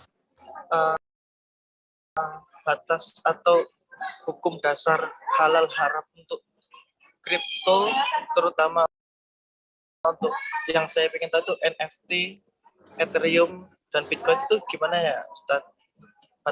Batas-batas halal haramnya. Terima kasih. Assalamualaikum warahmatullahi wabarakatuh. Ya, tadi saya sudah sampaikan disclaimer ya, untuk menjawab ini itu perlu diskusi yang lebih dalam ya. Kemudian saya juga di komunitas IS Chain ya, itu komunitasnya blockchain ya, untuk teman-teman yang itu ada beberapa ustadz ya, ada beberapa fatwa juga, tapi ya tidak bisa saya jawab sendiri ya. Jadi silakan itu bisa ke IS Chain, itu nanti masuk ke launch saja, itu diskusi cukup seru di situ kalau pengen tahu lebih banyak ya. Kalau di sini saya tidak bisa memberikan, karena dilihat case by case-nya ya. Yang kalau saya balik pertanyaannya itu, yang membuat haram itu apanya gitu ya, misalkan ada fatwa ulama itu yang membuat haram apanya itu kan, volatilitasnya ya misalkan. Nah, kita lihat volatilitasnya seperti apa, apakah semua kripto itu sama volatilitasnya atau tidak. Ternyata ada yang tadi di-pack dengan US dollar maupun rupiah ataupun emas ya, berarti itu bukan yang termasuk misalkan ya. Tapi ada juga yang tadi naik to the moon, habis itu amblek seamblek-ambleknya. Nah, berarti itu sangat volatil dan sangat doror. Nah, itu bisa beda-beda ya. Seperti itu. Allah Ta'ala. Baik, gimana Pak Ivan? Berarti kalau mau misalnya saya mau main di kripto itu atau NFT itu, yang jelas halal itu yang misalnya kayak gimana ya, Maaf. Buat NFT ya tinggal buat ya. Saya punya foto, saya NFT-kan, saya punya buku, saya NFT-kan, habis itu ya sudah, itu aja. Kalau yang itu berarti bisa halal gitu. Ya nggak apa-apa kan, itu cuma untuk mengassign aja, mengassign bahwa sini tercatat secara distributed. Ya. Ya misalnya kalau itu dibeli gitu. Ya nggak apa-apa, kalau dibeli ya silakan. Itu kan dibelinya itu bisa ya kita jual ya. Tergantung barang yang dijual apa. Kalau gambar yang nggak bener kan jadi masalah kan. Berarti untuk dijualnya langsung ke Ethereum-nya langsung untuk sebagai mata uang atau di ya sebagai barang.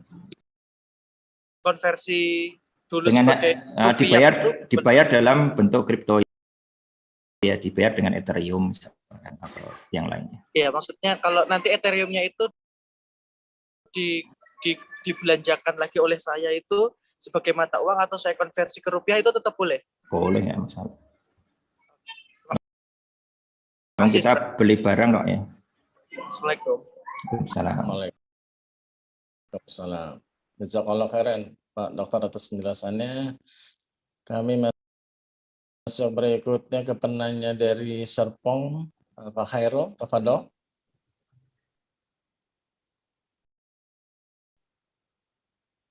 Ya, silakan Pak.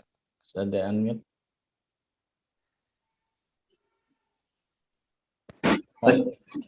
Ya, Assalamualaikum. Ustaz, maaf tadi masih ke mute.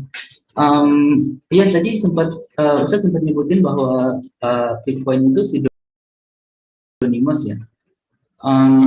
Berarti nggak aman dong sebenarnya bagi masyarakat awam untuk menggunakan Bitcoin karena secara tidak langsung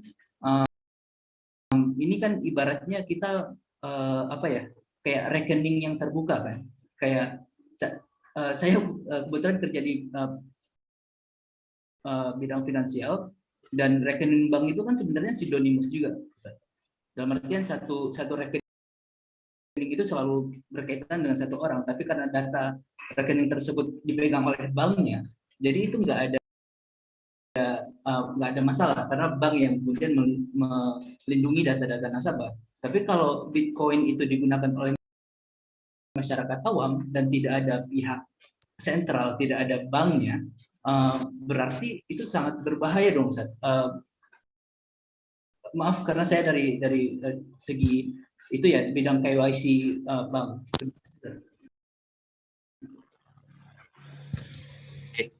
Jadi yang dimaksud pseudonymous itu bukan berarti dia itu ketahuan siapa pemiliknya ya, karena dia berupa alamat hash ya, jadi alamat kode-kode yang itu tidak diketahui siapa pemilik dari wallet atau alamat public key tadi itu atau addressnya tadi itu. Jadi kalau kita menggunakan alamat itu terus-menerus ya, orang bisa melakukan mining kan gitu ya. Oh ini perilakunya gini nih siapa nih. Nah tapi jadi salah satu caranya adalah kita ganti-ganti alamat publik ya. Jadi misalkan untuk transaksi dengan itu pakai alamat ini, itu uangnya saya pindah ke alamat lain yang memang tidak saya gunakan kemana-mana, seperti itu. Ya, jadi tetap aman ya. Kemudian yang dimaksud dengan pseudonym itu perlu effort ya. Orang biasa tidak bisa untuk tahu. Ya, dulu itu sudah ya artinya tidak visible lah untuk mengungkap namanya, sehingga dulu yang bisa mengungkap itu yang punya kepentingan misalkan tentang money laundering ya, itu authority yang bisa mengungkap ya. Nah, itu diungkap ya, dulu FBI mengungkap ya, itu jauh lebih aman ya menurut saya, karena tidak ada namanya ya, ya, kemudian yang ada adalah alamatnya saja. Nah, siapa yang punya alamat itu tidak ada namanya. Jadi yang anonim itu alamatnya ketahuan, dan kalau itu dipakai terus, itu alamat publiknya dipakai terus, ya ketahuan ini suka ngapain aja gitu. Oh dia sering terima dari mana, itu interaksi dari mana ke mana, alamat publik mana, alamat publiknya. Kalau aslinya kita nggak ngerti kan, itu cuma deret-deret yang kita nggak ngerti kan, bukan nama soalnya. Tapi kalau itu dipakai terus lama-lama ketahuan kan polanya. Nah jadi maksudnya itu adalah dia bisa diketahui polanya seperti itu. Tapi nggak ada sama sekali namanya. Seperti itu. Nah, merasa cukup jelas penjelasan antum Pak Dokter. Baik, berikutnya giliran kepada Kuna Umar. Tafadhol. Terima kasih atas kesempatannya. Assalamualaikum warahmatullahi wabarakatuh. Waalaikumsalam. bertanya, Ustaz, untuk apa ya? Jadi central bank itu juga ada inisiatif untuk mengeluarkan central bank digital currency. Apakah itu termasuk cryptocurrency juga? Ya, jadi cryptocurrency itu tidak selalu fully decentralized. Ya. Cryptocurrency itu bisa dibuat dengan private blockchain. Ya. Jadi kalau central bank itu mengeluarkan kripto yang tidak fully decentralized, ya itu kripto juga. Ya. Tidak ada masalah, kan teknologi netral aja. Terserah apakah masyarakat mau pakai atau tidak, itu bagaimana itu bisa mendapatkan kepercayaan masyarakat, seperti itu aja. Jadi tidak ada halangan bagi bank untuk membuat kripto juga dengan protokol blockchain, mungkin dengan validatornya yang dipilih atau private. Ya. Syukran. Demikian. Umar cukup? Cukup, insya Allah. Baik. Jazakallah khairan Pak Nur atas penjelasannya. Nah, berikutnya Anda persilakan Pak Muhammad Ishak. Silakan Pak. Terima kasih. Assalamualaikum warahmatullahi wabarakatuh. Waalaikumsalam. Terima kasih banyak ini penjelasan dari Ustaz Nur ya. Saya ingin sedikit bertanya, Ustaz Nur, tadi salah satu keunggulan cryptocurrency adalah menggunakan hash ya. Tapi kalau sekilas saya baca, ternyata jenis-jenis hash itu ada yang broken terus mengalami weakness. Apakah nanti ada potensi bahwa hash yang dipakai oleh cryptocurrency sekarang ini juga bisa mengalami hal yang sama ya, sehingga bisa dibobol atau seperti itu. Ya, yang namanya hash function itu memang tidak ada jaminan, tapi sangat sulit ya. Tadi kan kita kan invisible ya, sangat tidak visible untuk dibobol, tapi tidak menafikan itu bisa dibobol. Theoretically itu bisa. Nah, saya berikan tambahan juga ya. Kalau itu kan hanya dengan model trial and error itu, dicoba itu. Nah, kalau nanti quantum computing itu sudah ada, nah itu jadi problem ya. Memang. Tapi saat ini quantum computing kan belum menjadi konsumen publik ya. Ya. Nah, saya nggak ngerti ketika ada quantum computing nanti blockchain-nya juga pakai quantum atau tidak. Jadi hash-nya diubah gitu ya. Seperti itu. Karena untuk menghitung hash-nya juga menggunakan quantum komputer juga itu. Ya, ini namanya perkembangan teknologi, pasti semuanya ada flaw-flaw atau kelemahan-kelemahan yang itu mesti ada. Tapi ya tadi itu ya kita selalu bicara pada probability. Ya seperti kita naik pesawat, ada probability enggak kita jatuh? Ada. Siapa yang menjamin pesawat itu aman? Ya kan? Tapi kita tetap aja naik pesawat karena menganggap itu yang paling aman dibandingkan kendaraan bis, malah mungkin angka kecelakaan lebih banyak bis daripada pesawat. Jadi kita juga di dalam hash function atau dalam kriptografi itu ya selama itu unvisible ya it's okay karena probabilitasnya kecil. Kalau kita bicara impossible, ya sulit kita secara ideal mendapatkan yang betul-betul tidak bisa dihack. Ya, silakan Pak. Cukup atau ada yang masih ditanyakan? Ada satu lagi mungkin kalau bisa. Ya boleh. Apa terkait tadi dengan hack ya, yang di beberapa kejadian exchange berhasil dihack oleh hacker. Itu apa sistem cryptocurrency-nya ini atau tadi aspek kelalaian yang paling menonjol. Ya, itu ada dua macam dari yang nggak ngerti investigasinya. Bisa jadi karena memang security hole pada exchange-nya, karena exchange itu centralized. Exchange itu centralized. Ya, jadi kalau kita tukar menukar atau jual beli di exchange itu ya centralized, yang itu juga rawan untuk di hack. Ya, sebagaimana rawannya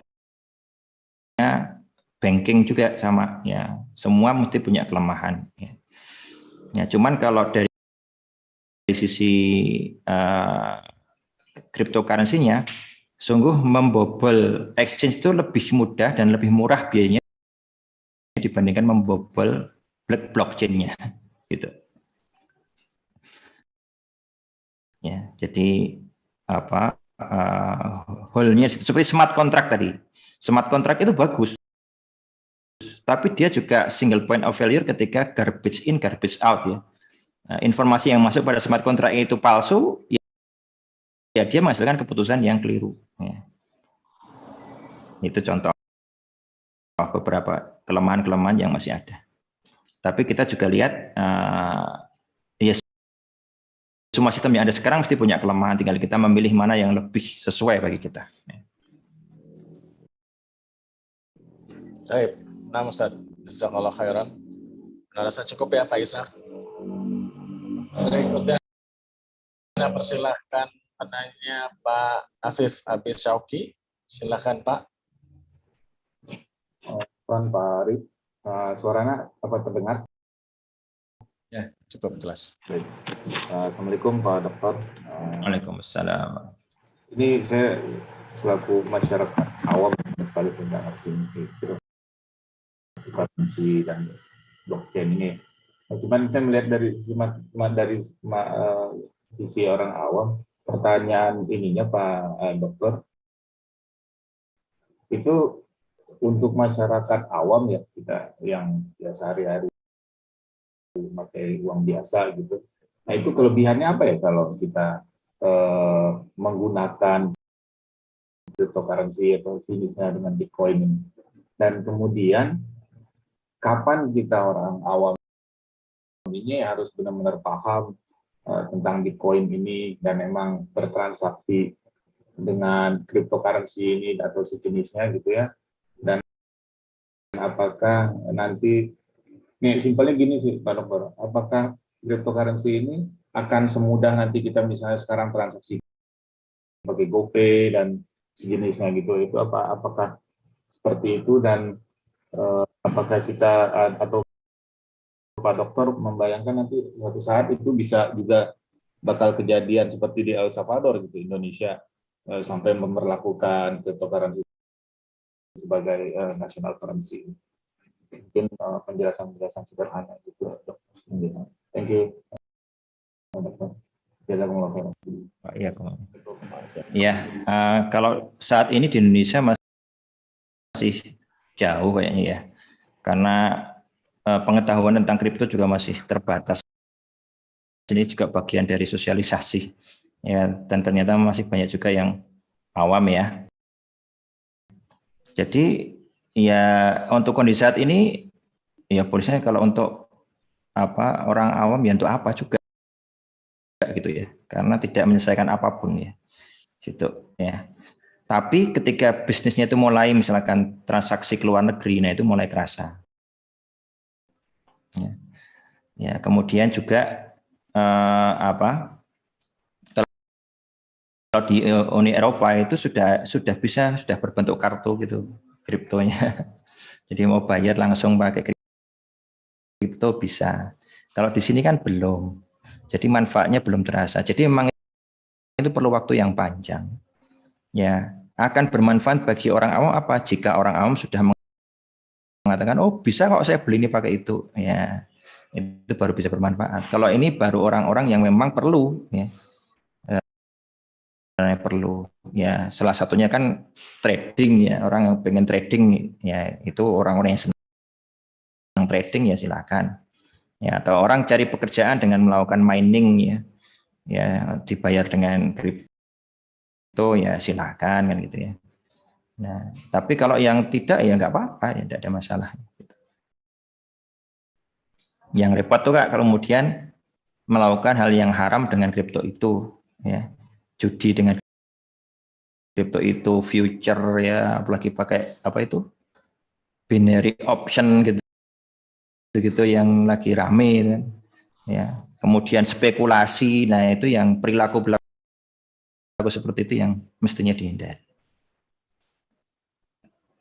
Nah, gimana Pak Konas Afif? Masih ada yang tanyakan, Tom?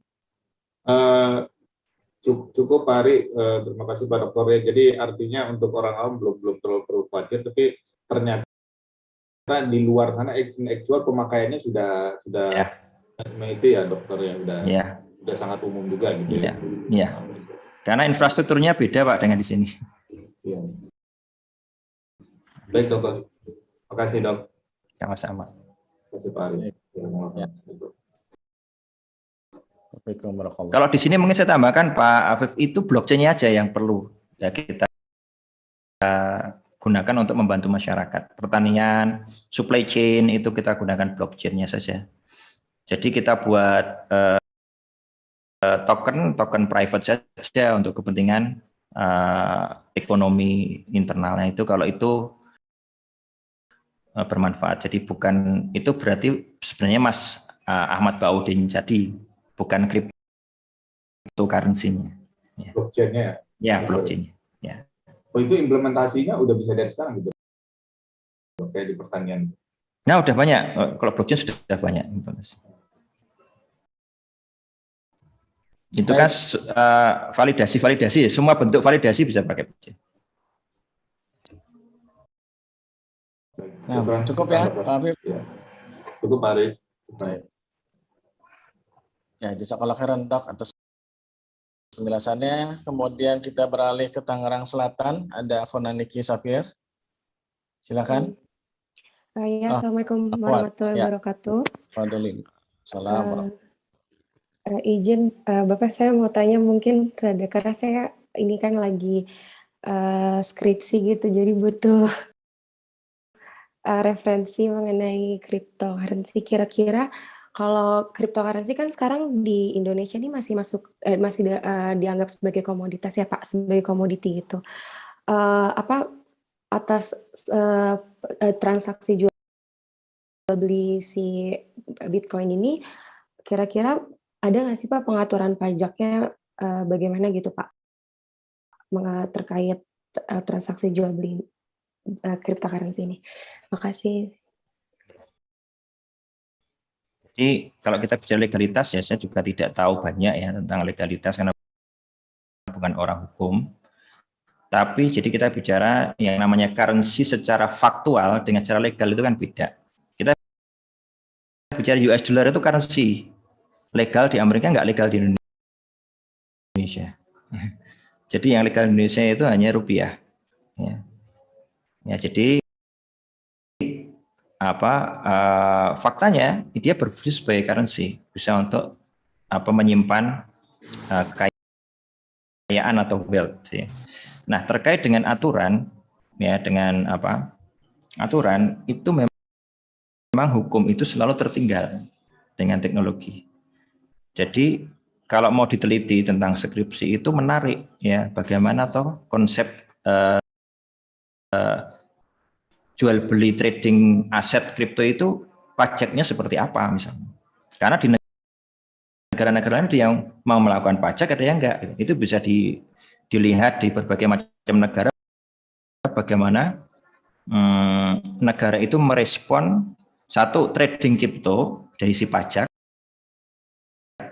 dua investasi kripto dari si pajak. Itu beda-beda negara satu dengan negara yang lainnya. Nah itu berarti kan masih belum sepakat. Sebagaimana fatwa halal haram juga masih beda-beda antara para asatid, para ulama juga beda-beda. Karena sesuatu yang baru biasanya begitu ya. Kalau udah sepakat semua biasanya udah lama. Enggak cuma hukum Islam ya, hukum negara juga masih ikhtilaf ya menghadapi kripto. Nah, jazakallah khairan. Rasa cukup penjelasannya. Kemudian masih ada berapa orang lagi, kita beralih di Jakarta, ada peserta Pak Muhammad Syarif. Ya. Assalamualaikum Ustaz.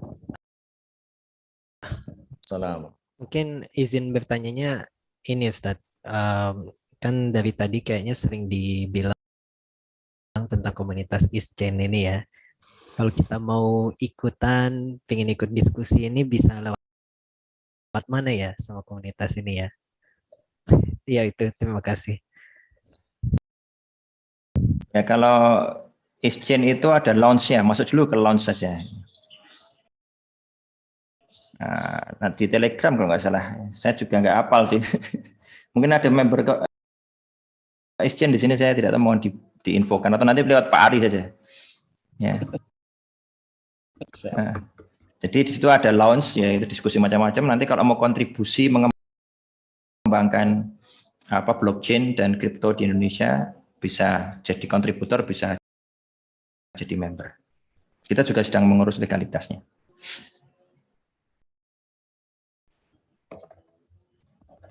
Nah, sudah cukup. Baik.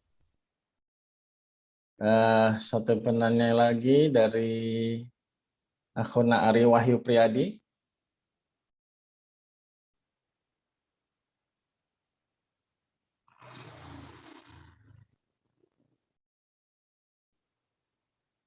Bisa unmute?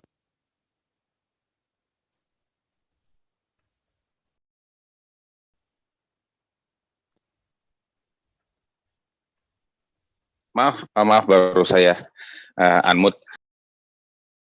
Tadi terima kasih kesempatannya Mas Ari, Dr. Nur. Saya ingin bertanya soal, tadi ada yang bertanya sedikit soal trading cryptocurrency. Jadi sebatas tidak menimbulkan, kan bunyi, kalau tidak salah bunyi hadisnya itu dibolehkan dalam agama itu jual beli, yang tidak boleh itu adalah riba dan seterusnya. Jadi tadi walaupun diminta untuk masuk ke Telegram, faktanya saya ingin bertanya ini, di Indonesia apakah sudah ada ya orang-orang yang bermain cryptocurrency untuk investasi, atau katakanlah pakai istilah sekarang itu mendapatkan cuan dari situ tanpa melanggar unsur syariah. Itu mungkin yang pertama dulu. Siap langsung. Ya, kalau ini investasi jangka pendek kah atau jangka panjang? Jangka pendek. Oh, berarti trading ya? Iya. Ya, itu kembali lagi kepada tadi ada perbedaan pendapat di kalangan para ulama. Ya, ada yang sama sekali karena melihat volatilitasnya ya mengharamkan trading kripto. Ada yang melihat volatilitasnya itu masih normal untuk kripto tertentu ya. Nah, itu membolehkan trading dengan syarat-syarat ya. Syarat-syaratnya memang tidak bisa dilihat secara umum ya. Lihat dulu kriptonya kripto apa. Ya. Jadi masih open discussion nih di kalangan para ulama. Ya. Tapi kalau untuk orang awam itu ya saya juga tidak ada masalah sih, ketika daripada bingung diharamkan dulu aja, biasanya kan begitu. Ya, karena kalau dia terjun tanpa ilmu lebih banyak boncosnya kan gitu. Ya kan, seperti, sehingga cukup bijaksana juga ketika masih introspeksi kemudian memberikan fatwa kepada umat ini haram ya, karena tidak mudah itu melihat satu-satu ribu kripto itu, belum lagi yang di backup emas, ada yang di backup US dollar dan seterusnya, kan beda-beda lagi.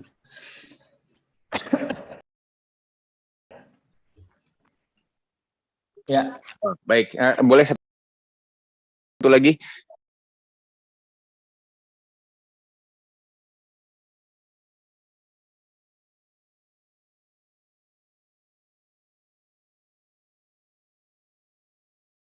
Sukabumi ya? Bukan, ini yang Jakarta. Tayo. Oke, Ya. cukup ya, rasa? Ya cukup, terima kasih Pak Ari. Ya.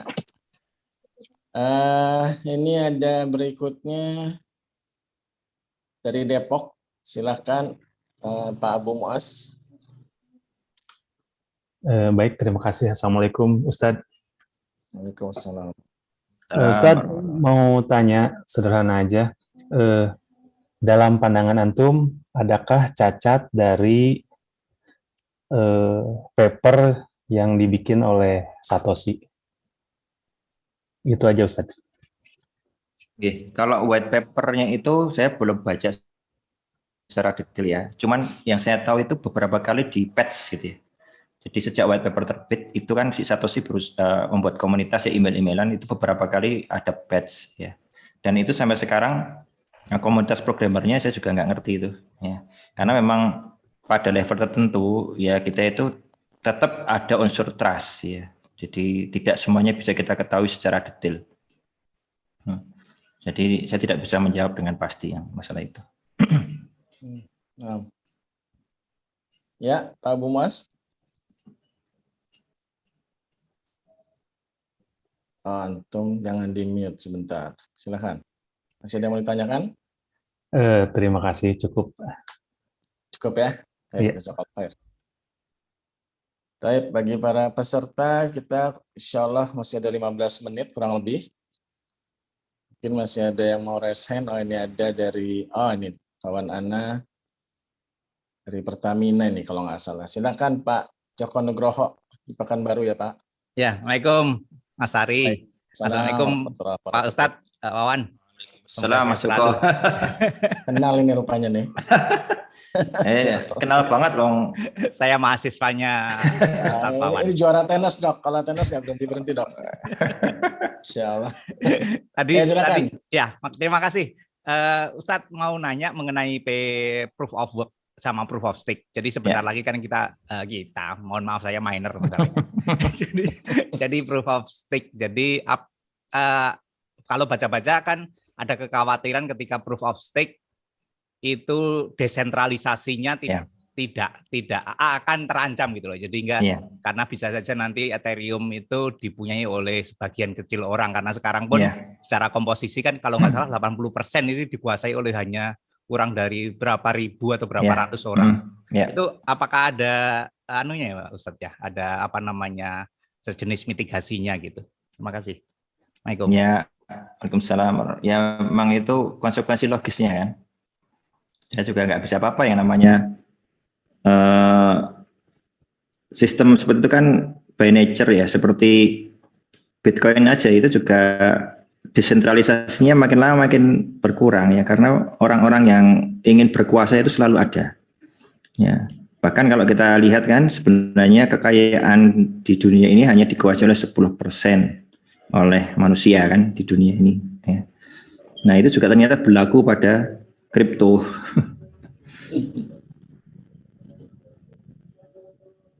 Ya kembalinya ke trust ya. Ya. Jadi kalaupun itu sentralisasi atau desentralisasinya tidak sempurna, toh kita sudah biasa percaya pada sentralisasi. Asal itu track recordnya bagus kan. Betul nggak? Iya. Ustadz, pertanyaan kedua Ustadz. Kalau tadi sudah ada pertanyaan yang sedikit sama gitu kan. Kalau miner setelah itu dibayar dengan Ethereum atau dengan BTC gitu. Setelah itu kita simpan gitu dan kita tunggu sampai harganya naik itu boleh nggak sih Ustadz? Awalannya sih niatannya setelah dapat langsung dicairkan gitu kan. Jadi kita tidak mencoba untuk. Kok tahu kalau harganya naik? Gimana Ustadz? Kok tahu kalau harganya naik? Oh, jangan-jangan harganya turun. Iya. Tapi kan secara misalnya kita melihat seperti kondisi federal Amerika kemarin yang memutuskan itu atau misalnya kayak saat China kondisi geopolitik, ekonomi dan lain-lainnya. Seperti saat ini Ukraina. Ya, seperti kalau Mas Joko kan ini bisnisnya tuan tanah nih, ya beli tanah, habis itu diharapkan naik, tapi ternyata setelah itu ada kebijakan politik, ya tanah di situ jadi nggak laku deh. Ya, jadi tadi belinya itu apa semeter itu 10 juta tinggal 100.000 ya.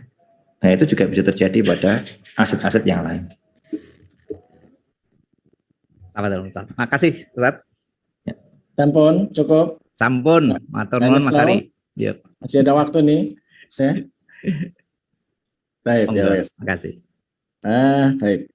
Ini ada yang mengaku tidak bisa raise hand, coba anak unmute sebentar. Yang dari Solo tadi ya. Sebentar. Kok menghilang, sudah unmute, Pak Dedi? Oh ya, Pak Dedi Prihyantoro sudah bisa connect? Mic-nya sudah nyala, Anda lihat? Ada gangguan mungkin. Tidak terdengar suaranya. Halo, sudah? Ya, silakan Pak. Baik, saya mau melanjuti pertanyaan yang tadi ada yang nanya tentang mining. Kalau tadi diibaratkan seperti kalau kita melakukan transaksi, alamat kita diketahui, nanti bisa diketahui orang, bisa di mining di situ. Berarti transaksi kita apakah bisa saya kayak di hack ya, di mining orang itu, Pak? Oh, maksudnya mining yang saya maksud tadi bukan mining yang itu, tapi data mining. Data mining itu kayak kalau kita mainan Tokopedia, terus kan kita perilaku kita kan diketahui sama Tokopedia, kan dikasih produk-produk yang sesuai kan gitu. Jadi kan. Oh iya baik. Nah itu jadi kalau kita bertransaksi pakai alamat publik atau public key yang sama terus, ya kan mudah diciri ya. Oh baik. Saya kira tadi ternyata, ya. Baik. Jadi mining, ya. Baik. Mungkin yang terakhir ini Anda persilahkan ya untuk Kuna Umar, silakan. Terima kasih atas kesempatannya. Ustaz, ingin bertanya, tadi sempat disebutkan bahwa untuk cryptocurrency ini hukumnya masih ada perbedaan pendapat. Kemudian untuk referensinya kita bisa baca di mana ya tentang ulama yang memperbolehkan dan ulama yang masih mengharamkan?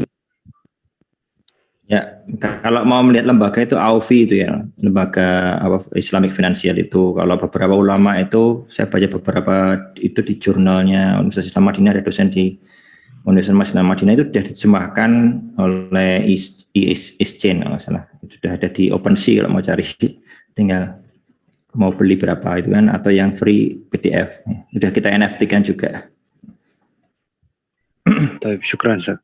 Jadi antara diam kemudian berfatwa dengan general, ya general itu ya goror, doror dan seterusnya itu, ya ada yang cukup detail. Kalau yang dosen Universitas Islam Madinah itu Syekh Abdullah Al-Aqil itu cukup detail. Ya, dia membahas pengetahuan tentang blockchain-nya cukup mantap gitu ya, saya lihat.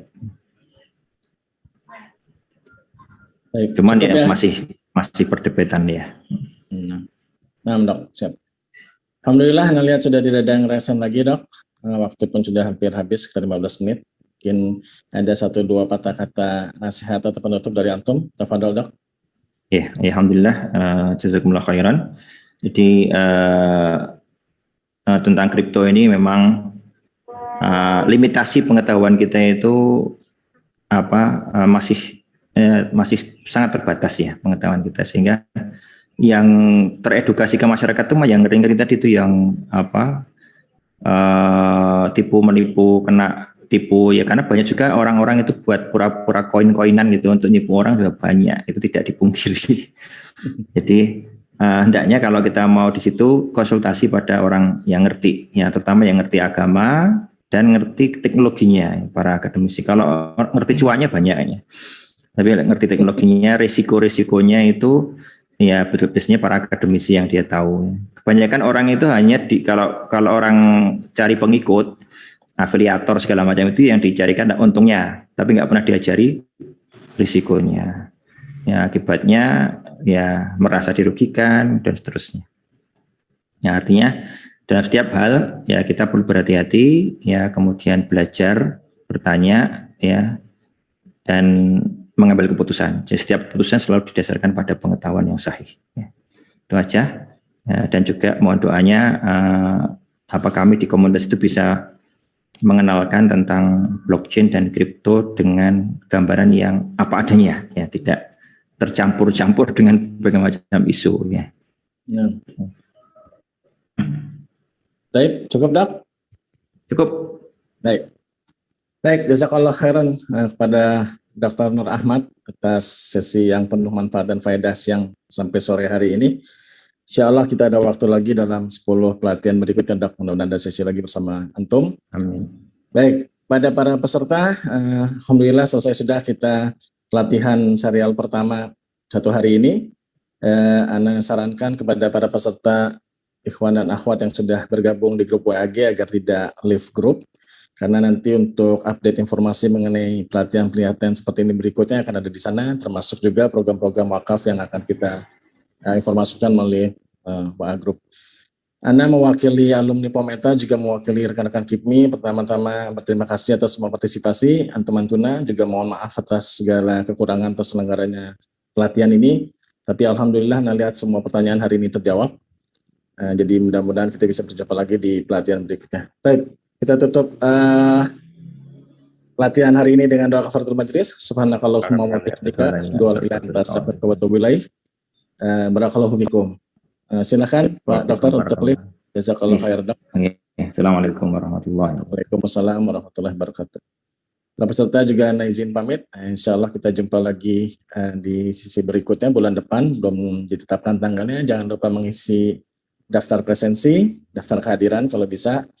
Untuk sertifikat pesertaan nanti akan bisa dihubungi oleh pengurus. Jazakallahu khair. Barakallahu fikum.